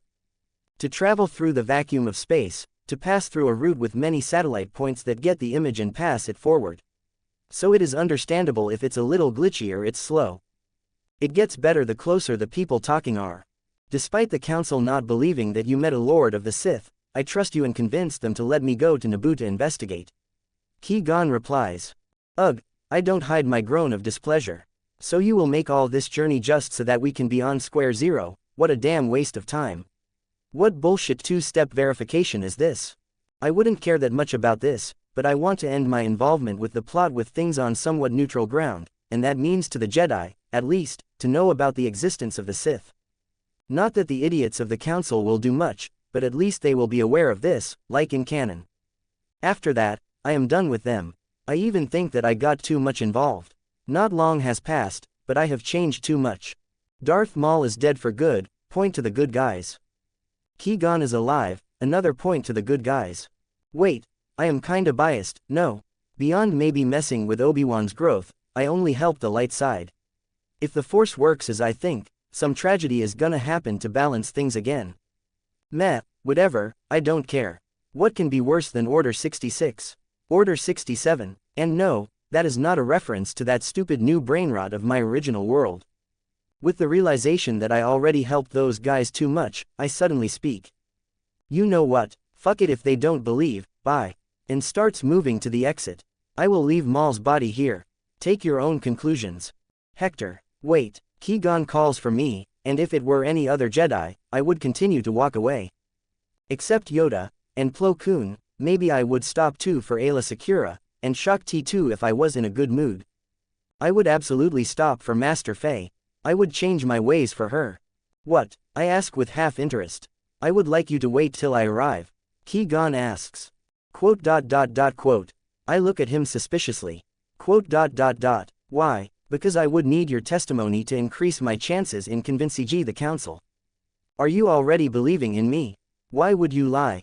That is true, but can't you simply feel the dark teachings of the Force in the corpse or something like that? I wave my hand mysteriously around. Probably yes, but I never met a Lord of the Sith, so I can't say for sure. Qui-Gon replies calmly, and is not like there is something else to confirm his identity. There is his lightsaber, it is red, I can show you, but is mine now. I narrow my eyes, knowing the Jedi from here. I am not parting with it. That would be good proof in case there are no traces of the dark side in the body. Qui-Gon nods. To a crystal kyber to become red it needs to be bled, that is something that happens with dark side practitioners. Please wait for me to arrive, so I can fully vouch for your story. As I said, I don't care anymore if you guys believe in me, but I will wait for you just because you are cool. I say while turning back to leave. This time I don't wait for him to stop me again, but I can hear him chuckling slightly. Space travel is pretty fast, so it's not like I will wait for a long time. A very unusual blade. Qui-Gon analyzes Maul's double-bladed lightsaber after I let him hold it. It didn't take too long for him to arrive in Naboo, coming with Obi-Wan and Anakin. I almost asked if his initiation in the Order happened, but then I remembered that I don't care. Qui-Gon is gonna take care of him, anyway. I thought you would comment on the color, not in the design. I say, isn't there any Jedi who uses a double-bladed lightsaber? Only the Jedi Temple guards. Qui-Gon answers, it was invented by the old Sith Empire, and the guards used it more in a defensive and restrained way. Nothing like you told me. Oh, I thought there would be more examples. I remember at least that guy during the Clone Wars that used that asshole, what is the name? Pong Krell, that was him, and he also fell to the dark side. Inquisitors also used double blades, maybe it is indeed a weapon more attuned to the dark side. So, only non-Jedi use double blades. I feel that it was done on purpose to lower the standing of the double blade and discourage the Jedi from adopting the style. I say my piece. Oh, it is just a very hard blade to master. Qui-Gon counters, very easy to use because you have twice as many options of attack and defense, but to use it effectively, you need to be a Sith. I would say very skilled. He chuckles. Then I have a long road ahead, I say and take the lightsaber from his hands. I am making it clear that he understands that I am 100% keeping it. Are you sure about that? Qui-Gon gives me a look. Yes, but I have a proposal if your council says otherwise. A small smile appears on my face. Qui-Gon Jinn. He didn't think he would still be involved with this mission after arriving at Coruscant, but he is at least glad that things ended well, even if a little peeved that he was not there to help.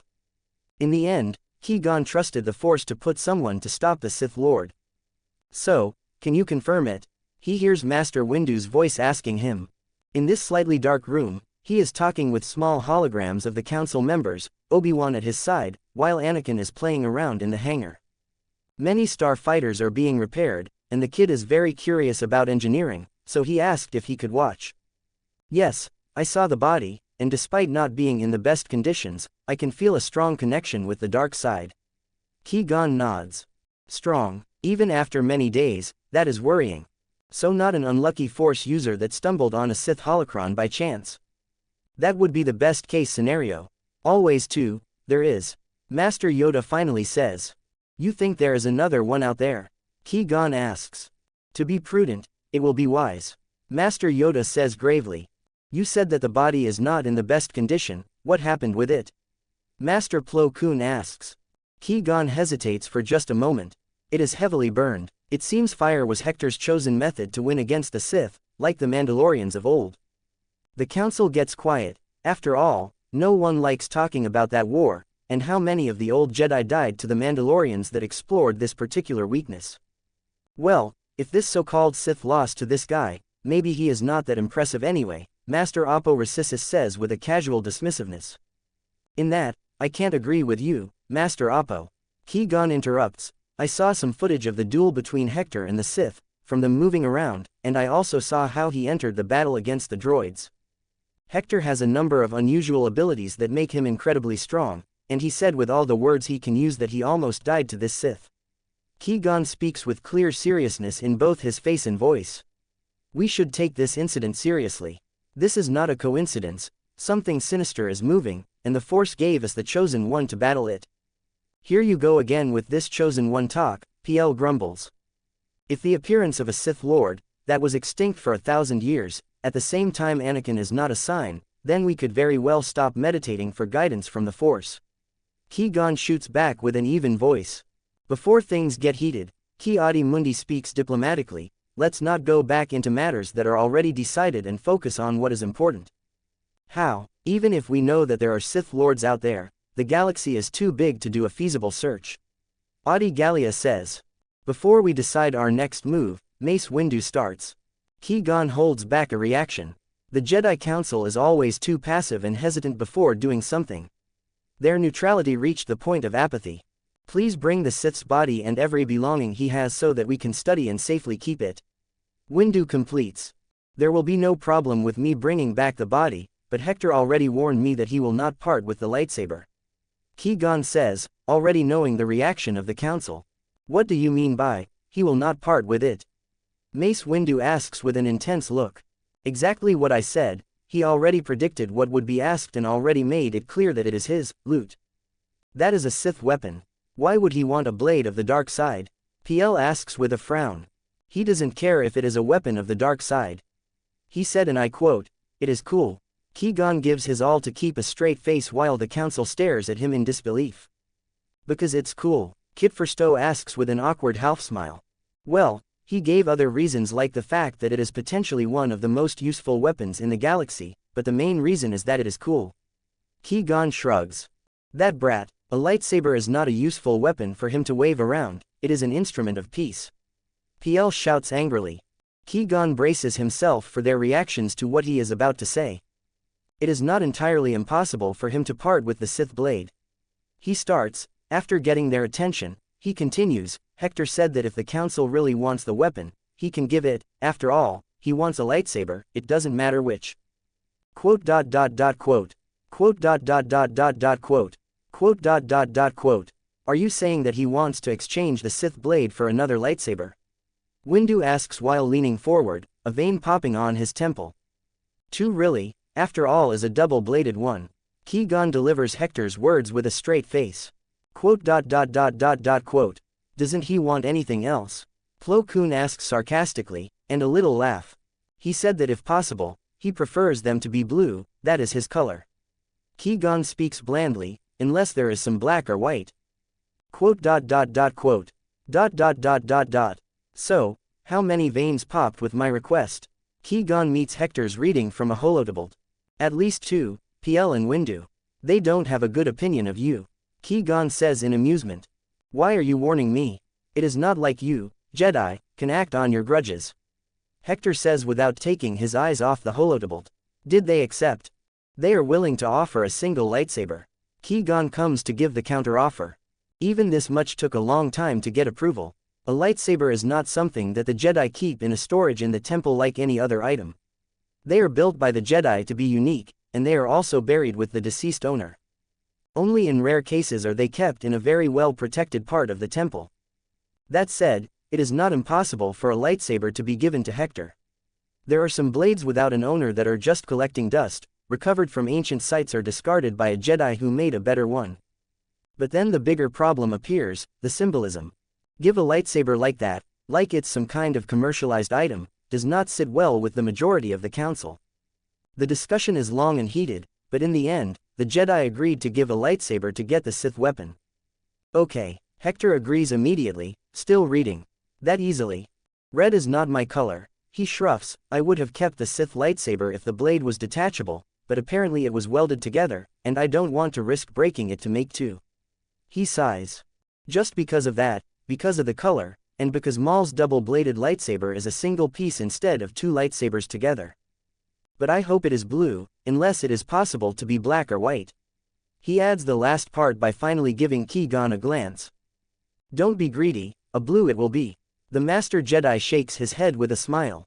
Okay, tell me when you have it for the exchange. Hector goes back to reading. They asked if the Sith didn't have a holocron. Qui-Gon probes. No, he doesn't. Don't worry, if he had a holocron, I would give it to you. After all, only a Force user can open it, and even if it is similar, my powers do not come from the Force. Hector explains, and I would not be able to learn anything from it either. That makes sense, so Qui-Gon accepts it. Wait, I would probably keep it as a cool paperweight. He suddenly says in realization, too bad he really didn't have one. Tisk. Quote. Third person POV. On a certain day, Hector took Anakin, Obi-Wan, and Jar Jar to walk around a river close to the capital of Naboo. First time seeing a river, Hector asks while enjoying the breeze and the smell of nature. He tries not to look at Jar Jar acting like an idiot in the water.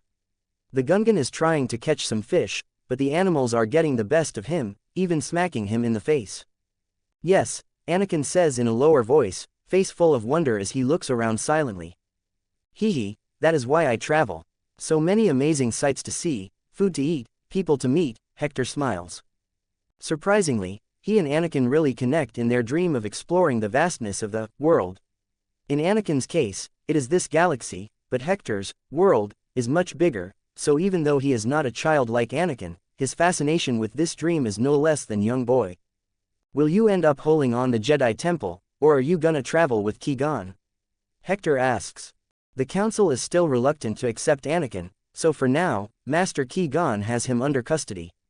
Obi-Wan chimes in. In my opinion, that is the best outcome, but it can leave some problems for the future.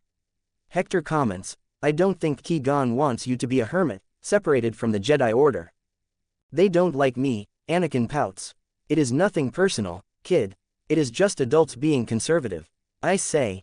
The Jedi Council has too much to consider. Obi-Wan says in defense of the Jedi. Meh, I think eventually they will accept you, Anakin. Hector speaks, but it's not gonna be easy. You will need to be a calm and tolerant person to not waste Qui-Gon's efforts and prove him right about you. He advises. Anakin nods seriously, but Hector is not even looking. He is just throwing advice at the wind. It will benefit Anakin if he gets it, but it will not matter if he doesn't. And you said, Master Qui-Gon, instead of only, Master, did you graduate from being a Padawan? Hector turns to Obi-Wan while kicking a rock. Very perceptive. Obi-Wan smiles proudly. I, indeed, became a Jedi Knight just recently. Congratulations, Hector nods, so you just need to train a Padawan, and you become a master. It is not a requirement, but it happens too often nowadays, that is how it normally goes. Obi-Wan explains. I guess that in times of peace, there are not many opportunities for a Jedi Knight to gain achievements to rise in the ranks. Hector comments. Nurturing the next generation is a very rewarding job. Obi-Wan says. Yeah, don't worry, war is coming, and you will have your time to earn your achievements. Hector shrugs.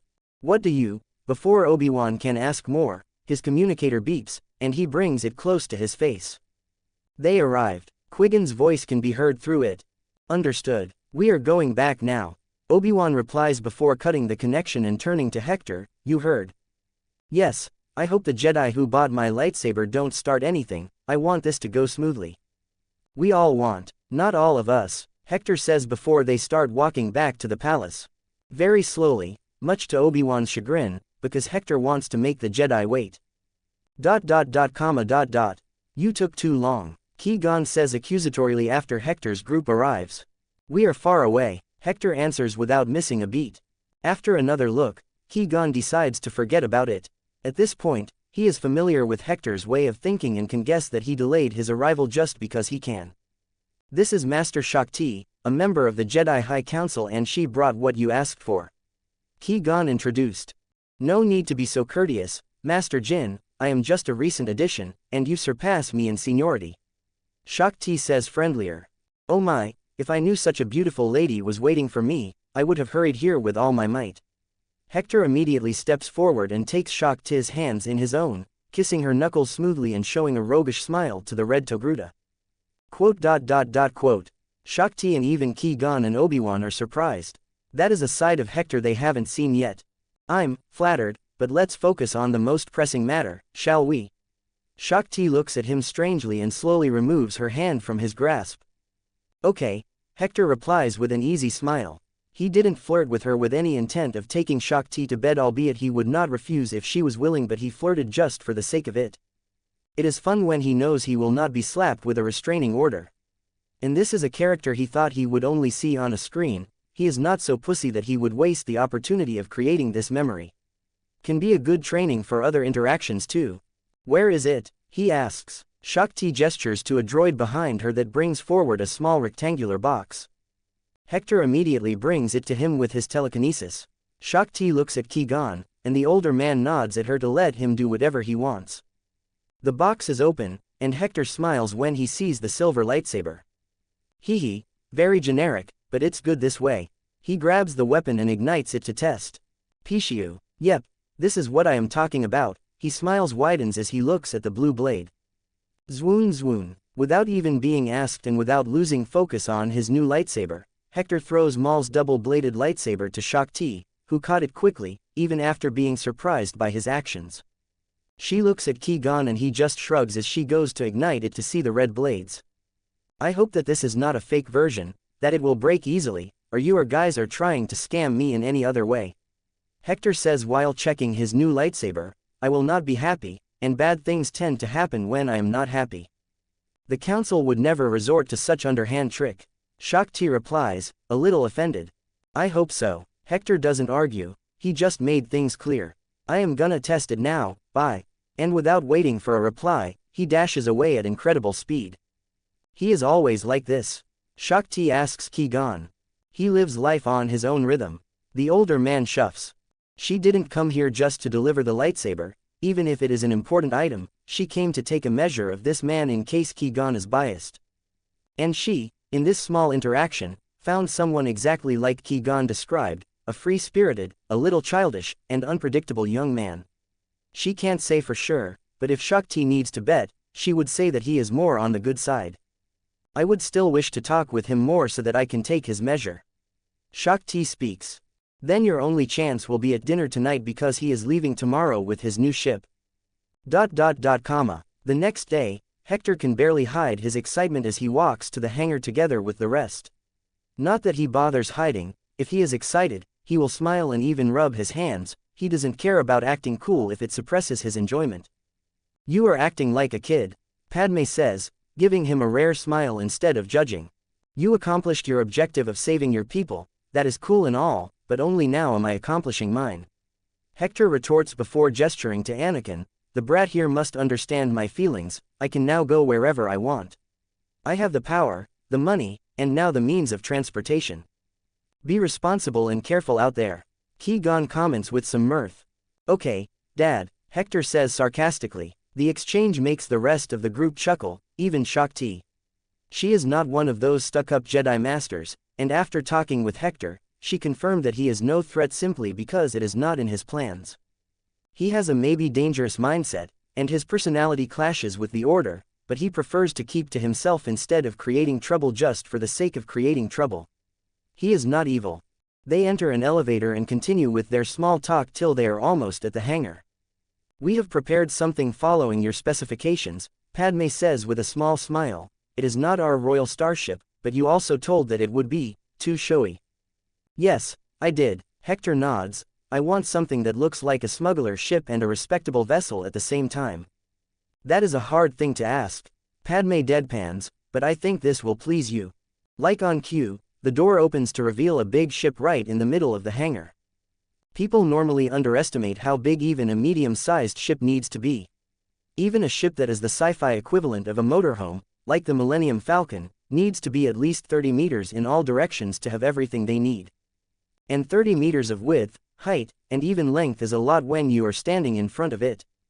The ship in front of Hector has such proportions. It has at least 40 meters in length, 30 meters in height, and 13 meters in width. It is a VCX-100 light freighter. Anakin exclaims, the best freighter ship of the Corellians. Okay, that is awesome. Hector pauses for an instant before smiling widely, exactly the type of ship I wanted. Let's check the cockpit, Anakin. He calls the boy to share the moment, and the two disappear inside the ship while the rest shake their heads with amused smiles. The VCX-100 light freighter has everything Hector wanted. Sleeping quarters, a galley, a common area, and weapons in the shapes of turrets he plans to shoot asteroids later. It has 2 main engines and 2 reserves, and it is equipped with hyperdrive, shielding, and a good sensor system. It only needs 1 pilot, but it has a seat for a co-pilot, too. Hector plans to be the co-pilot while letting his recently acquired droid pilot do the honors as he learns. It can reach at least 1,000 km/h in the atmosphere. Anakin informs him helpfully. An infinite in the void, Hector smiles while running a hand through the control. Ah, it smells like a new car. ... Already leaving? Padme asks with a raised eyebrow. Yes, bye. Hector waves dismissively at her while watching the people of Naboo leaving his ship. When everything is checked, he can go. You are so free-spirited that it is borderline heartless. Qui-Gon shakes his head. Yeah, I spent too long with you guys, and I am already sick of your face, Liam Neeson. I am itching for some freedom. Hector jokes, now that the fun part is over and you're all gonna be dealing with politics, I am out here. Smart, Obi-Wan comments. Right, fine, we already deposited some extra credits for you. Padme says lightly before getting a little serious, now, I really need to thank you for your assistance, Hector. I don't know what would have happened without you, and Naboo will be eternally grateful for your help. She says sincerely. Hector looks uncomfortable. Stop that, you would be fine without me, and I just did what we agreed. He doesn't spend more time trying to convince her that his presence didn't change much. The only credit he can take off is that Qui-Gon is alive, and maybe more background characters, too. To him, he was the one who gained from this, got a small adventure, met some named characters, and gained battle experience and a starship. Well, Hector starts backing down from them. Bye. Goodbye, Hector. The Force be with you. Qui-Gon says, with the rest saying too. Hector smiles and says something that would piss off a lot of nerds in his original world. Live long and prosper. And he makes the Vulcan gesture in the Star Wars universe. Such blasphemy that he even started laughing alone. He moves fast to his new ship, reaching the cockpit and turning to the pilot droid while sitting down. The droid is from the RX series and has 3 arms. RX-12, out of this planet. Hector commands like a captain as he sinks down into his chair. Roger, don't say that. As RX-12 presses some buttons, the turbines ignite, the ship trembles and begins to float. The droid perfectly maneuvers it out of the hangar and into the open sky. It reaches full speed in 2 seconds, leaving the orbit. Enter hyperspace. The droid warns, and suddenly the stars become lines and then a full white screen as the ship jumps to another quadrant. Arriving there, Hector orders to stop and go slower. Ah, Hector leans back, hands behind his head, while enjoying the ride. The feeling of freedom is so strong that he can smell it. Now my adventure in this universe can begin, he declares. BOOOOOOOOOM. The ship explodes. ... 48 comments 0 vote. Setback. Third-person POV. When his newly acquired perfect starship exploded, many things went through Hector's mind at the same time. Maybe it is the danger and adrenaline, but it felt a little similar to when he used the NZT drug. His thought process got super fast and moved in many directions. That is not an accident. A bomb. I should have checked it thoroughly. I plan to stop at some planet and do this checking to not do it in front of them. Am I some sort of bitch? Afraid of being rude? Fuck it. I should have checked. Palpatine. Fuck. He is from Naboo. I killed Maul. I should have checked the ship thoroughly. I need X-ray vision. In which worlds can I get X-ray vision? Fuck. My ship. The vacuum of space is one of the few things that can really kill me. Luckily, it didn't explode in the hyperspace. I would be dead. A searing pain started running through his whole body, his survival instinct kicks in, and he immediately clenches all his muscles. The explosion, Even if it is absurdly big, will not kill him, it is only pain, he can take it. His biggest worry is the vacuum of space.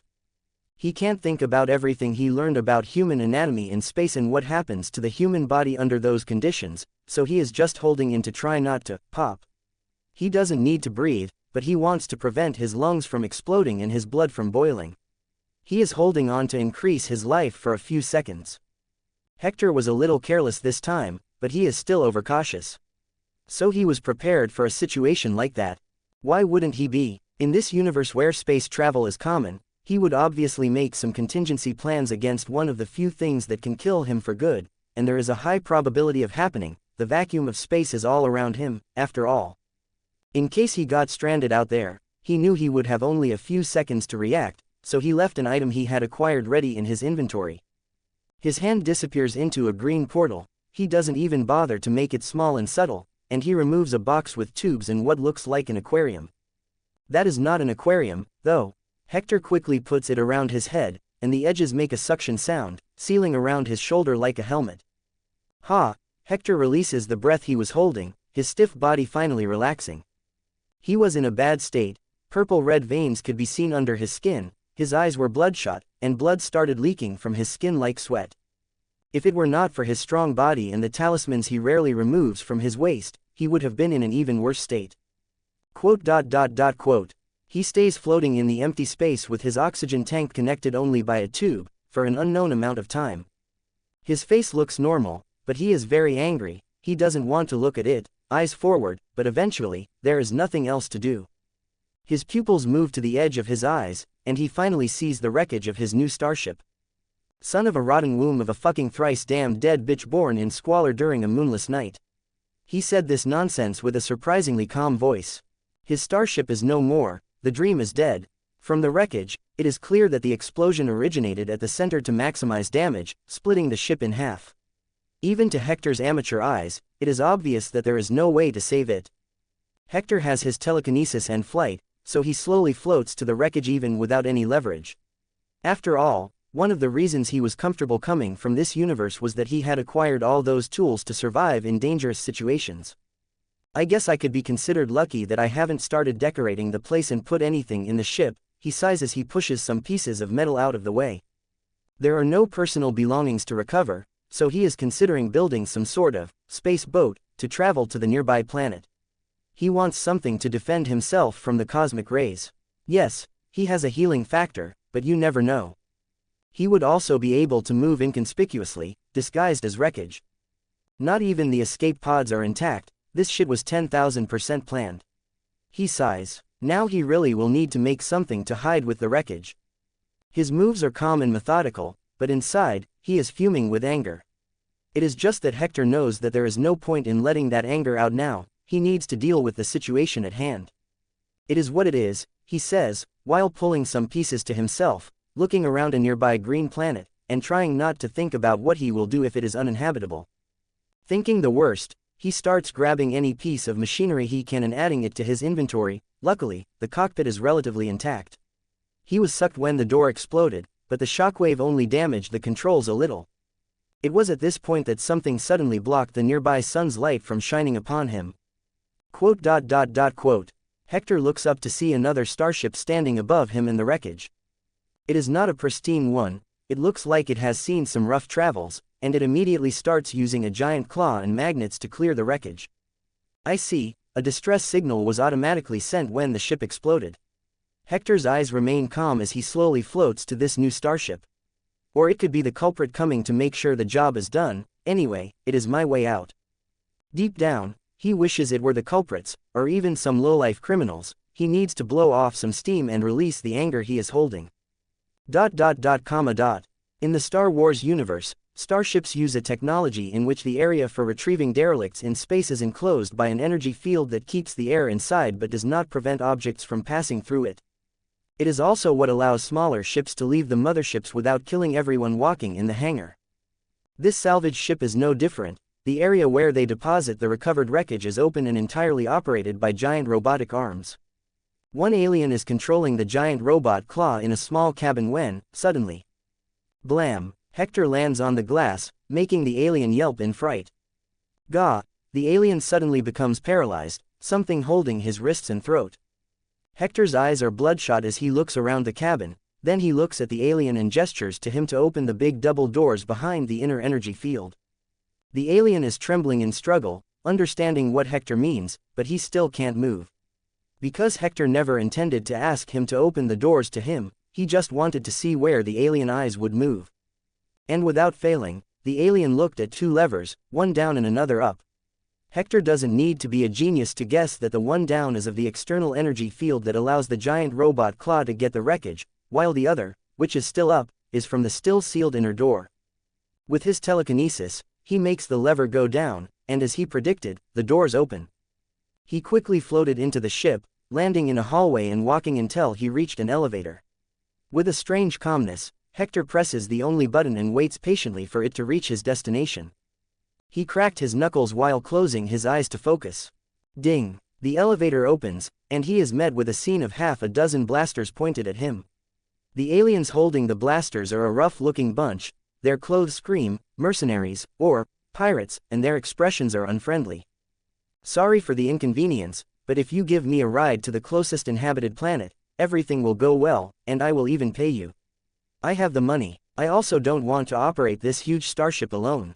He said that, I am in a horrible mood, so please, shoot. Just give me a reason, I really want to let off some steam.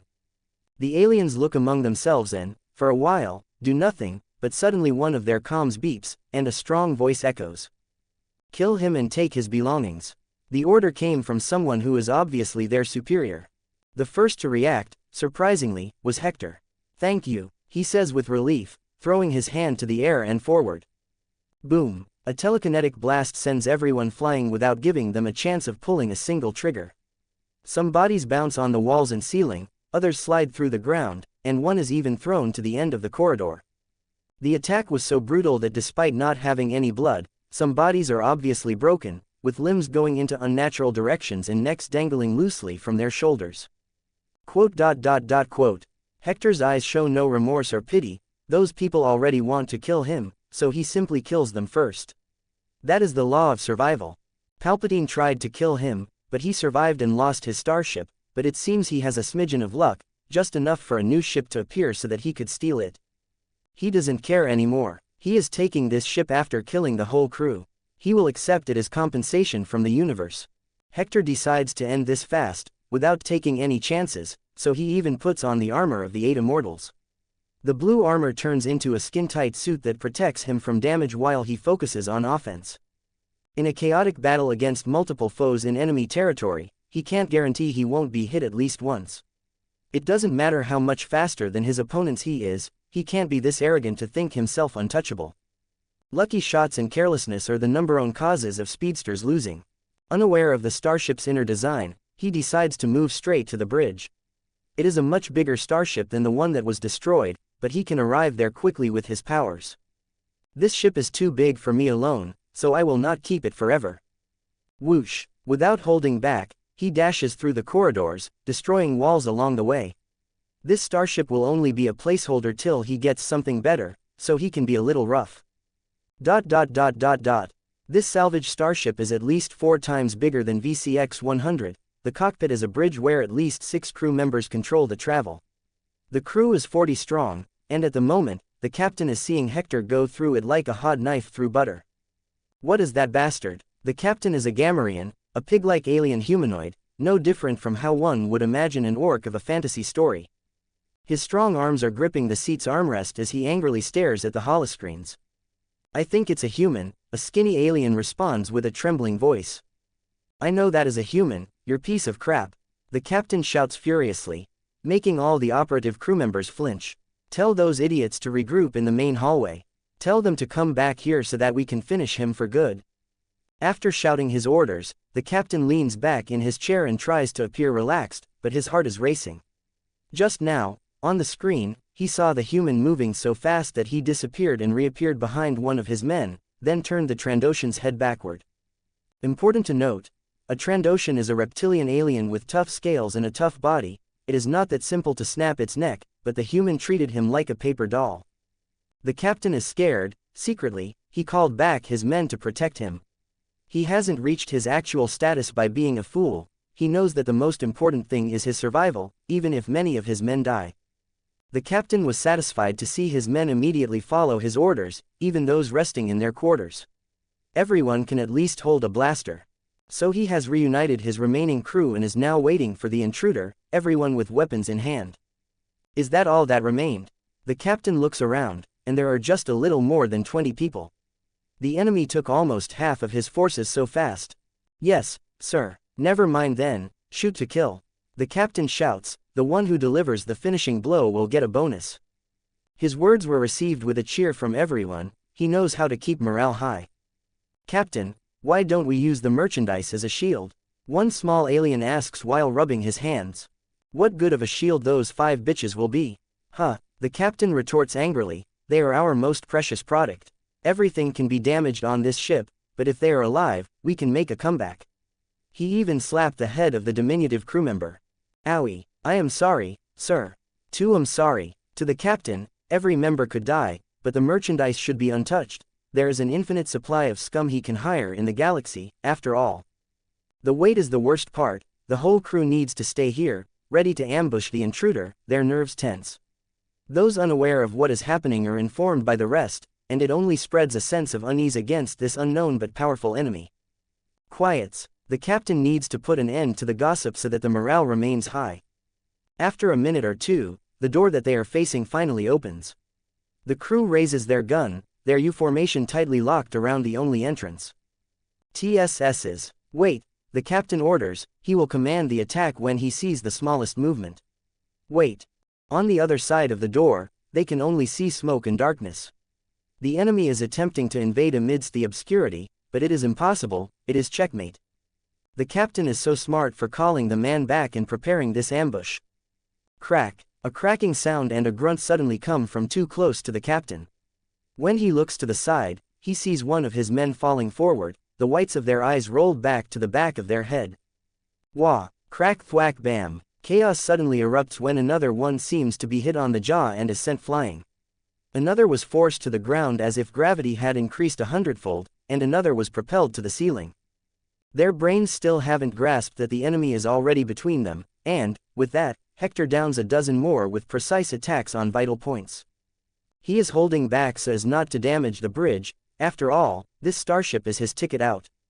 He is here. The captain finally understood, which made the crew panic and raise their blasters, pointing them in all directions. Voosh! But suddenly, their weapons fly from their hands and form a ball in the middle of the room. Quote. That move is the nail in the coffin. They are now unarmed. What can they do? Hector finally appears before them, slowly, and raises his arm. Thank you for making my job easy. Hector POV. They are fragile. Even when I only used concussive force to avoid hurting the place with their bodies and dirtying it with their blood, most of those guys died. I mean, the ones that I broke the necks of are understandable, but even some that I just hit on the back are not breathing anymore. Again, so fragile. Don't go around attacking people if you are so fragile. Don't you know the galaxy is fucking dangerous? Anyway, they all could die. The only one that I made sure to keep alive is the captain, and as I turn to face him, the bastard pulls a blaster from his trenchcoat and shoots me. Pew pew pew. I move like Albert Wesker, dodging the blasts with superspeed sidesteps, just to assert my dominance and make him understand the difference between us. Arriving in front of him, I sweep his leg, making him fall, and then I kick his wrist so that he could drop the blasters. Thwack. Arg, if you wanna live, you better answer my questions, I say coldly, standing over him, my foot smashing his hand. I will tell you anything. He immediately shouts while crying his eyes out. Quote. Damn, so this is that type of orc. The pathetic bully instead of the cool warrior. Disappointed, but this is good for me. Why did you come here? I ask, opening my eyes and all other senses to pay attention to even the minimal details. Woofut, wahafut do you mean? He stutters. With my focus solely on him, I can feel his genuine confusion. It seems he is not trying to hide anything, but more like the question threw him off. I asked, why did you come here? I repeat, squeezing his hand more. Ah, for what else, dude? Salvage any valuables, he howls in pain. I alleviate the pressure on his hand. Continue. We We caught a quick distress signal some quadrants away. We are going back to I squeeze again. To Tatooine. We are going back to Tatooine. We have to deliver something there, he shouts, relaxing when I stop destroying his hand.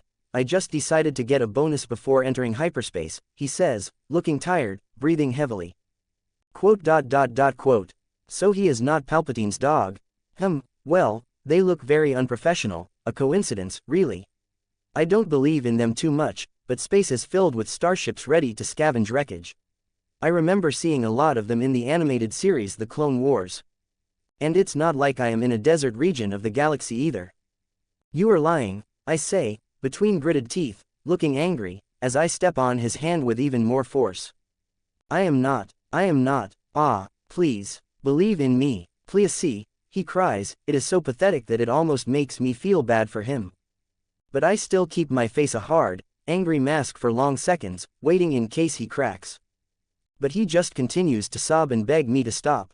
Tisk. It seems that I can stomach torturing people, but I don't enjoy it that much. Even my anger from my starship being destroyed subsided. It is no longer a raging inferno waiting to be unleashed, just a constant annoyance. Fuck, it is a big setback in my plans. I will ask you more later. I say to him before hitting his head to make him fall unconscious. Okay, now what? I look around the bridge, 24 aliens lying around in this giant bathtub of a starship. Aw man, my ship was perfect. Perfect. This one is too big and old, and probably already has a shitty reputation out there. Damn, Palpatine, yep, I am still thinking it's him, it can only be him. That is what I gain from showing off to the cameras. I sigh loudly as I approach the central computer. With my time in the post-apocalyptic world and a few days here, I am good enough with technology to check this ship's systems without much trouble. It is like any computer. It varies from person to person, but deep down it is the same, especially if it uses the same operating system. The thing is, there are many operating systems out there in this galaxy. There is no monopoly, but I got familiar with the most used ones. Tisk, they don't keep a fucking written inventory. I roll my eyes and kick a body. I am still annoyed. I access the cameras and check what is happening on the ship. Empty, empty, empty, empty, food, clothes, weapons, booze, more booze and more clothes, I freeze when my eyes land on a particular screen. I then cast a sidelong glance at the unconscious captain of this starship. It seems I will not be having any weight in conscience after killing you all. I turn on my heels and pull my blaster from my inventory before shooting everyone but the captain. One blast in each head, their bodies jerking before going still forever. The captain, I turn into a rat with the rat talisman powers and put him into a cage that I have. Yes, I carry an assortment of strange things. I just need him not to do anything inconvenient for me while I go check his merchandise. I should remove this uncool armor. Third person POV. In every big ship, there is always one prison cell. It is a necessity when friction is bound to happen in big crews. Of course, those well-secured rooms can always be used for other purposes rather than only imprisoning criminals. They could also imprison non-criminals. The sounds and tremors stopped. A female voice comments. The cell is dark and devoid of anything beyond the people inside, and it is also small for the 5 people that needs to share it. There are no metal beds or anything, only a single toilet. That was done by pure pettiness, because there are other cells in this prison corridor, all empty. What do you think it was? The same voice asks. What does it matter? Another familiar voice says gruffly. It is none of our business, just stay quiet. Another female voice, now more mature, says. TSS's. Suddenly, the door at the end of the corridor opens, and they all tense up at the same time, a reflexive response, probably. They can't see who it is, but the sound of footsteps reaches them, and the tension increases the louder and the nearer it gets. The 5 people hurl together in a defensive gesture, one of them hugging the others protectively, as if trying to shield them. It is this way that the 2 groups meet. Hector finally arrives at the front of the cell and stops to look at the 5 women inside. 3 Twi'leks and 2 Togrutas, slaves, I presume. He comments while staring at them, his calm eyes passing through their features and collars. What a cliché encounter, he chuckles, it even lifts his awful mood a little. Just a little. Quote. The 5 women inside just look at him cautiously. Hector is an unknown person to them, but he could very well be part of this crew. His clothes are also very generic, just a compression shirt that shows his muscles, cargo pants, and boots. I guess silence is the expected response. He shakes his head with an ironic smile. Rejoice, different from me, today is your lucky day. I guess someone has to cry to another smile. He declares, then presses a button on the wall to open the cell. 13 comments 0 vote, slaves. Varya Shita. Varya Shita is a rare red Twi'lek. She is already an adult woman in her mid-20s, with a beautiful face like expected of the females of her race and a tight, sexy body. Of the 5 captured women in this vessel, she is the oldest and has taken it upon herself to care for the others as best she can. Even if she couldn't do much. Now that they are released from their cell and suddenly have the freedom to walk through the starship, Varya is the one walking in front of the others, ready to be the first to face any potential danger. But danger never comes. Instead, it was a surprise that hit her as she discovered what had happened. The young human male who released them acted so casually, as if he were doing a daily chore, and let them draw their own conclusions. He opened the cell and turned on his heels without a care if they were following him. He gave them no words of comfort or declarations that they are now his property. His properties, because as they discovered, this young human took over the starship by killing the whole crew. Varya Shita steps over the bodies of the crew that have captured them while trying not to show how uneasy she is feeling. And sometimes happy too, when she sees the dead face of someone who treated her badly. But she is not seeing anyone else alive. Did this human alone? Without another alternative, the group of female slaves followed him, keeping a good distance, of course. That is how they arrive at the bridge and found so many dead bodies on the ground that there is barely space to put their feet without stepping on someone. Varya keeps an eye on the human, but he simply went to the controls, so she turns back to check on the other girls. From the other 4, half are Twi'leks like her, and the other half are Togrutas. They are rare, in their own right, a testament to why the crew captured and treated them like a treasure. They are not even touched inappropriately, so their value would not go down. Not that Varya doesn't have experience, she is not a virgin, but most of the others are, and she was luckily lumped together with them and became untouchable. The reason for that is that from this group of 5, 3 are too young. The one closest to her age is also a rare Twi'lek, but white instead of red. Her name is Alvelina. She is in her early 20s and apparently has had some bad experiences with the galaxy, like Varya, but her white countenance makes her look pure, and that is exactly why she is valuable.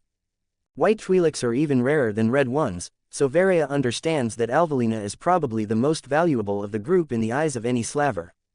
The last Twi'lek is not of an extremely rare color. She is yellow, much less valuable than Varya and Alvelina, but she is even younger. Liar is a 12-year-old, a kid, and Varya grits her teeth every time she remembers why she is valuable. There are a lot of sickos and bastards around the galaxy, and many of them mess with slavery. And finally, the Togrutas are also valuable assets in their own right, because they are twins. Karia and Koliol are a duo of orange-identical 16-year-old Togrutas, and basically a 2-for-1 deal. That is why this batch is the most valuable thing on this ship, and even so, the human who saved them barely looks their way. He just said some mysterious words about luck and destiny and is now ignoring them completely. Varya takes advantage of the fact that his back is turned to them and silently crouches down to take a blaster of one of the fallen crew members for her protection. She knows how to use one, and she will feel much better with one in her hands. Don't do anything dumb with that thing, the young human male finally speaks again. Quote exclamation mark. Quote. He didn't even turn to speak. Varya is shocked. He knows what she did. But you can take it, if you want. He continues with a casual tone while skimming through the information of the ship. Now that I unknowingly saved you all, I could very well help a little more. Take some guns, supplies, and an escape pod and get out of here. Don't be greedy. This ship and everything inside is my compensation for my previous one that was destroyed. He said all that without even looking at them. Quote. Quote. Varya finds it hard to believe. She has simply had too many bad experiences with males of other species, and even some from her own species. She looks at him, then back at the other girls. Alvelina is staring at the human's back with intense focus, Liar hugging her waist, fear on her face. The twins Togrutas are holding hands with unsure expressions. It is up to her to guide them out here. Still here, shoo. He finally turns to look at them, frowning before moving the back of his hand in their direction. like they are some annoying pet. Maybe he doesn't know how valuable we are. Varia deduces that they should leave this place before he discovers and changes his mind. She stares at his eyes for a moment before turning to the girls again. Let's go. Out of the corner of her eye, she saw him chuckle and turn back to the controls. Varia, Alvelina calls her with a weak voice. What? Varia turns, and her eyes widen in realization. Alvelina's hand, the one that is not holding Liar, is around her neck, touching the slave collar. They can't leave like that. This collar is highly advanced, capable of electrocuting and even exploding them if they move away from the controller.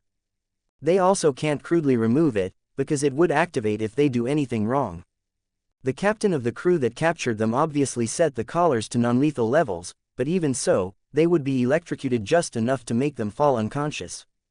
She grits her teeth. Now, they need to find this controller before this human changes his mind and decides to keep them here. Why the heck are you still here? Once again, his voice echoes, and he finally turns completely to look at them, a frown on his face as he stares at them one by one. Varia is cursing in her mind because now the chances of him figuring out how valuable they are have just increased considerably. Hector POV, I will not deny having some thoughts about those slaves. This situation is almost that famous cliché of the main character saving some captured slaves and adding them to his harem or something like that. Very convenient, but those idiotic thoughts disappeared as quickly as they appeared. This is reality, and I am not a main character.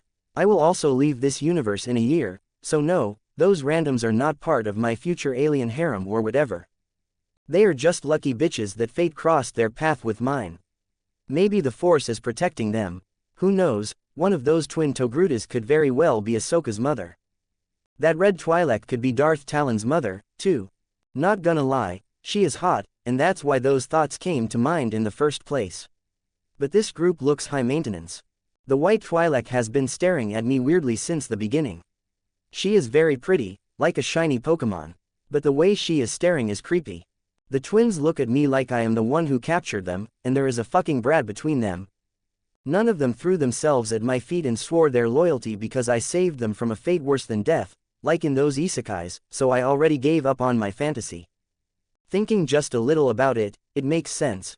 I would be a slave anyway, and you saved me from that. Let me be your slave instead. PFF'd, obviously, some strange circumstances sometimes make sense in different settings, but not here. They can simply return to their planets. Seriously, just leave already. I say with a tired voice. From the information I got on the ship, I will fucking need to return to Tatooine to sell this giant bathtub for a smaller bathtub. If that doesn't work, I will steal a ship there. It's a planet of fuckers anyway. I am done playing by the rules. When I did it, the universe fucked me instead of giving me my rightful reward. Quote. I wait and wait, but those girls look very scared of me and won't speak. Damn, this is exhausting. Maybe I should have tried to console them or whatever, but I kinda don't want to. I am already being super nice. No. They must be scared of men in general, and anything I say will just land flatly. Am I wrong? I really have no clue what to do now. Hey, Hector, have no talent to be a hero. Noted. Seriously, what the fuck do you want? I am starting to get annoyed, and maybe I showed it because all of them flinch, and the red one gets all protective of the rest. See, I can't even raise my voice a little. Just go away if you don't want to be near me. Don't you know how to pilot a pod? Or maybe you don't know where it is. I try to guess, telling the truth, I also don't know, but I could search on the computer. And they are still not talking, like, for real, Finally, the white Twi'lek steps forward and speaks with a hesitant voice. Immediately, the red one turns to her. From this angle, I don't know which face she is making, but it seems the red one is the main factor inhibiting our communication. I wait patiently, but seriously, if the white one gives up on speaking, I will bitch slap the red one. It will be counterproductive in the long run, but I don't plan to keep them in the long run anyway. I just want to get this over. But it will be unnecessary, it seems. Despite looking shy, the white one mustered her courage and continued speaking even under the admonishing gaze of the red one. Those collars, she continues, pointing at her neck. Alvelina, the red one hisses. We can't go away with this on our necks. Can you release us? But the white one, which I now know is called Alvelina, continues, speaking quickly. as if she is afraid she will be interrupted or that her courage will run out. Alvelina, quote. Now I understand. I see, it is reasonable that you don't want to tell me that, afraid that I will decide to keep you all. Got it, I expose the uncomfortable truth. The red one turns to glare at me, as if I have just announced that I will do it instead of just voicing what they are thinking. And when I start walking toward them, her hand holding the blaster flinches. Easy, let me see this. I approach the white one, slowly, and reach for the slave collar. Why can't you leave again? We can't move over a determined distance from the controller. This Alvelina woman stays put, raising her chin for me to see the collar better. And what, will it inject you with something? Explode. It can explode, but, we are too valuable. She reveals after some hesitation. A side glance at the red one, and I confirm that she is looking at me, ready to shoot at the back of my head. So it will probably just electrocute us and send a signal to the controller. Alvelina explains. Don't worry, I have no interest in taking you all as slaves. I say immediately, not that I think the red one will believe in me. From what I can inspect in the collar, it is tight enough to touch all around her neck, and very plain, with the exception of the front. It is fairly thick, so I am not sure which part would explode or electrocute. It is not like a dog collar, where you obviously know where the battery and all the circuits are. If it only shocks you, it makes things easier. I say and then act. Clink. I break it with a fusion of my super strength and telekinesis, opening the collar and immediately throwing it away. Bzzzt. Oh, I thought that it would explode, I comment lightly while staring at the electric current running through the collar.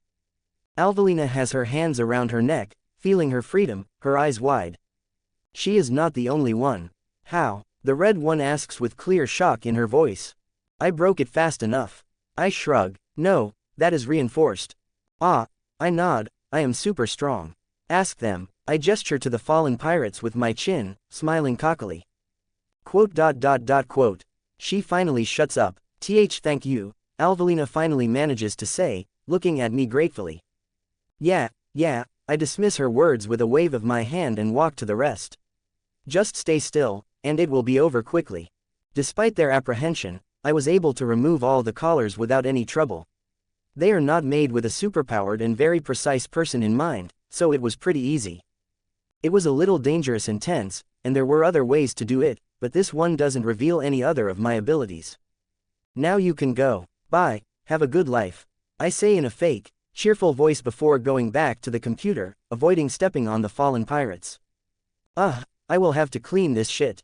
I have some droids in my inventory, maybe I can put them to work even if they weren't made for cleaning duty.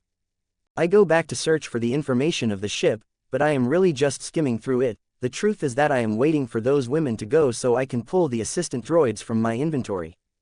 They are the size of small dogs, from the series BNI, Dumb and BD. I don't carry one of them on my shoulders like Calcettis because I can keep them perfectly safe in my inventory. Said inventory that I want to keep a secret. Can you all go already? What are they discussing now? I extend my enhanced hearing to pay attention. Horrible idea, Alvelina, I hear the voice of the red one hissing.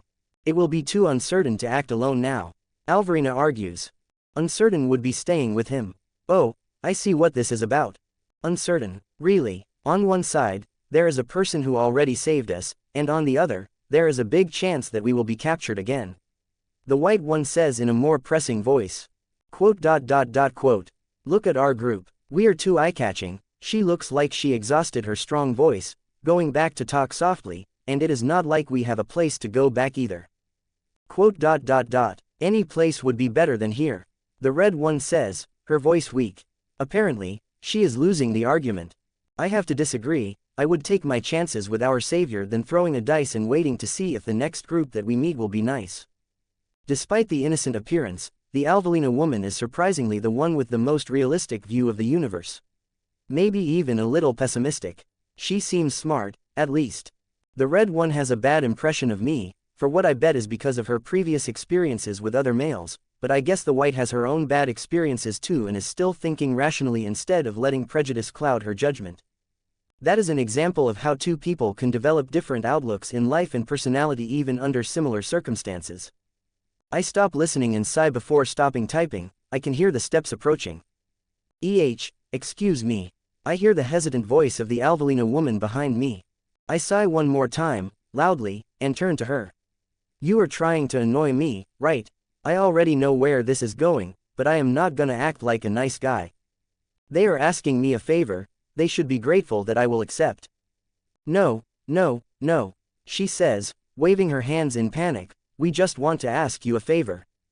Ask, we are thinking, if you could, do the favor, of taking allowing us to accompany you. Just for some time, till the next planet. Quote. Quote. Quote. I stare at her till she feels uncomfortable. Are you sure? The next planet I will visit will be Tatooine. I could try to sell you guys there. I smirk evilly, I just discovered, but apparently those guys here plan to sell you to the Hutts. The captain is a parent of one of Jabba's Gamorrean guards, and with that connection, he planned to hit big. I reveal. Quote. If you want to do that, you would not have removed our slave collars. She says back. I could have changed my mind. Or even do it when we arrive there. I say in an intimidating way. Or I can just be an unpredictable, sadistic individual. Quote. Quote. She flinches visibly. The plan is to get a new ship, but maybe you guys will sell for more. I step forward, invading her personal space. If she can get over it, I will let them accompany me. My words made even the four behind shiver, and the red one gripped the blaster tightly. I have to say, nice survival instincts for not pointing that shit at me. I guess she is not ignoring the many bodies in the ground. You are trying to scare us. The white one says timidly, scared but still meeting my eyes, we promise not to inconvenience you. We just want some time to heal and relax. And think about the next step. And the best place to do that is close to the strong guy that is dangerous to everyone but apparently not you. I smirk and kick a body. She nods timidly. Hey, I can't hold the mean facade for long. Aren't you a smart girl? I pat her head, my hand messing with her leku. Fine, no harm in having some company. But you are gonna be on your own after I exchange this ship. Well, if you all behave, I can give a ride to another planet. No one deserves to be stranded on Tatooine. That place sucks. I joke. Thank you, she says animatedly while I go back to the computer. Okay, I am gonna be nice. I am gonna stop in the closest desert planet so that we can throw those bodies away and clean this ship to stay in pristine condition. I turn my body halfway to them. You are gonna help. I can at least use them for some annoying labor. Okay, no problem. Alvelina agrees easily. Good, at least she is not an entitled bitch. That would be a good place for a barbecue. I comment after we land on a grassy plain near a river. That river looks safe for a bath, Alvelina comments. She is the only one of the slave girls who dares to get close to me. Just go after work then. To clean the sweat, don't worry about me peeping, I will stay on the ship. I shrug.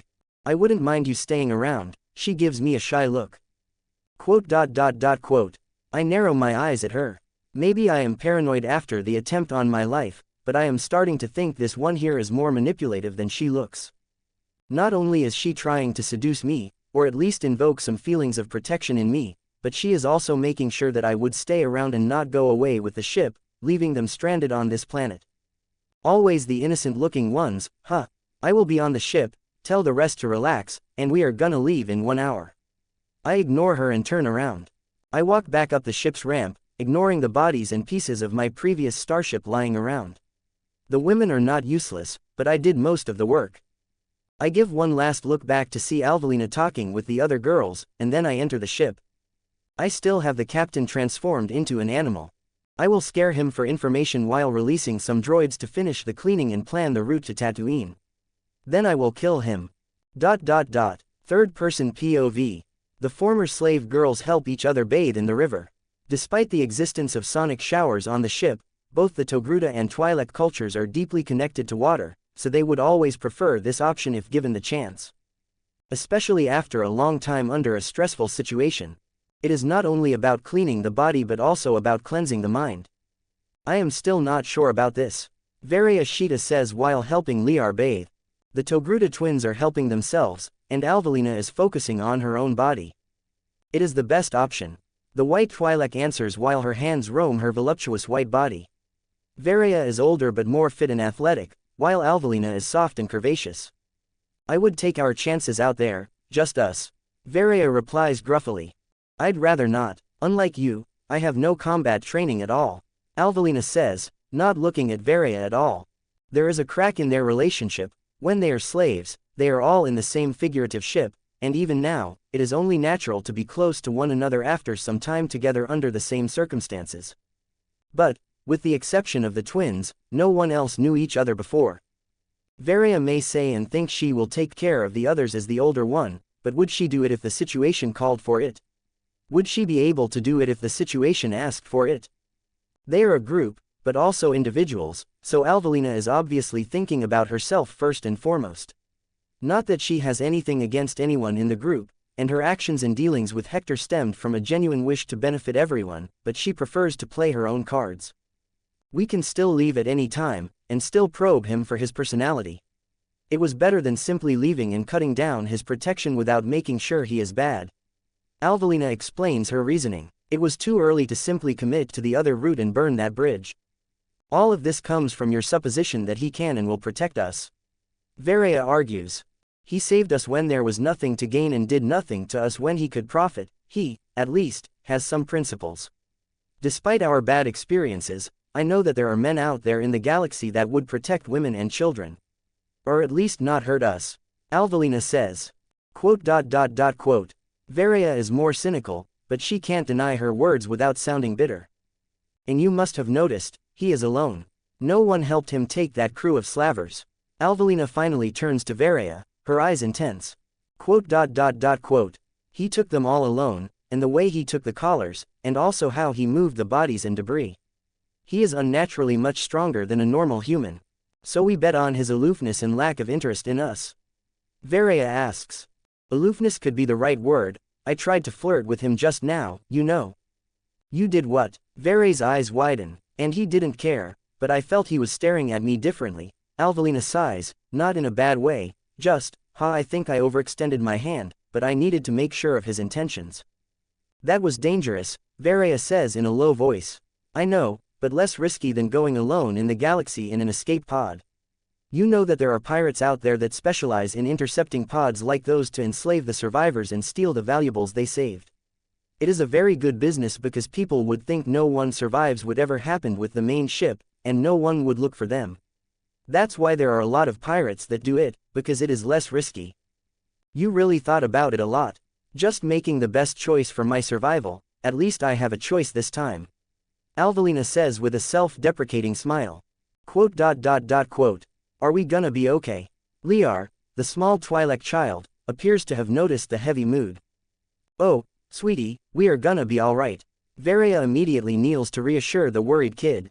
The worst has passed, things are gonna be better from now on. I promise. Quote.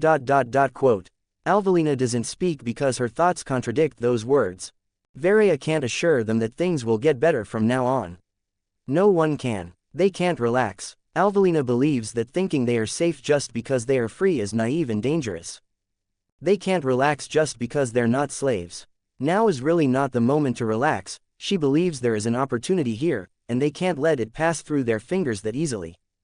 A little above and invisible to the group, Hector's astral projection spies on them, but not with lust. He hears the important conversation and returns to his body. He can't fault them for acting on their own interests. He at least confirmed that they don't plan, nor have the courage, to do anything to him. He will not go away and keep them stranded here, at least. I am not a big fan of OCs, but I want to try a little. Just to add something different from the loneliness when the MC doesn't have a named character to interact with. It also remains realistic because statistically it is not possible that a traveler would interact only with the main cast. Some NPCs may even be as interesting as named characters, too. The Star Wars universe is perfect for this little experiment because of how big it is. It will be brief, so let's see how it goes. Till next time, bye-bye. To be continued.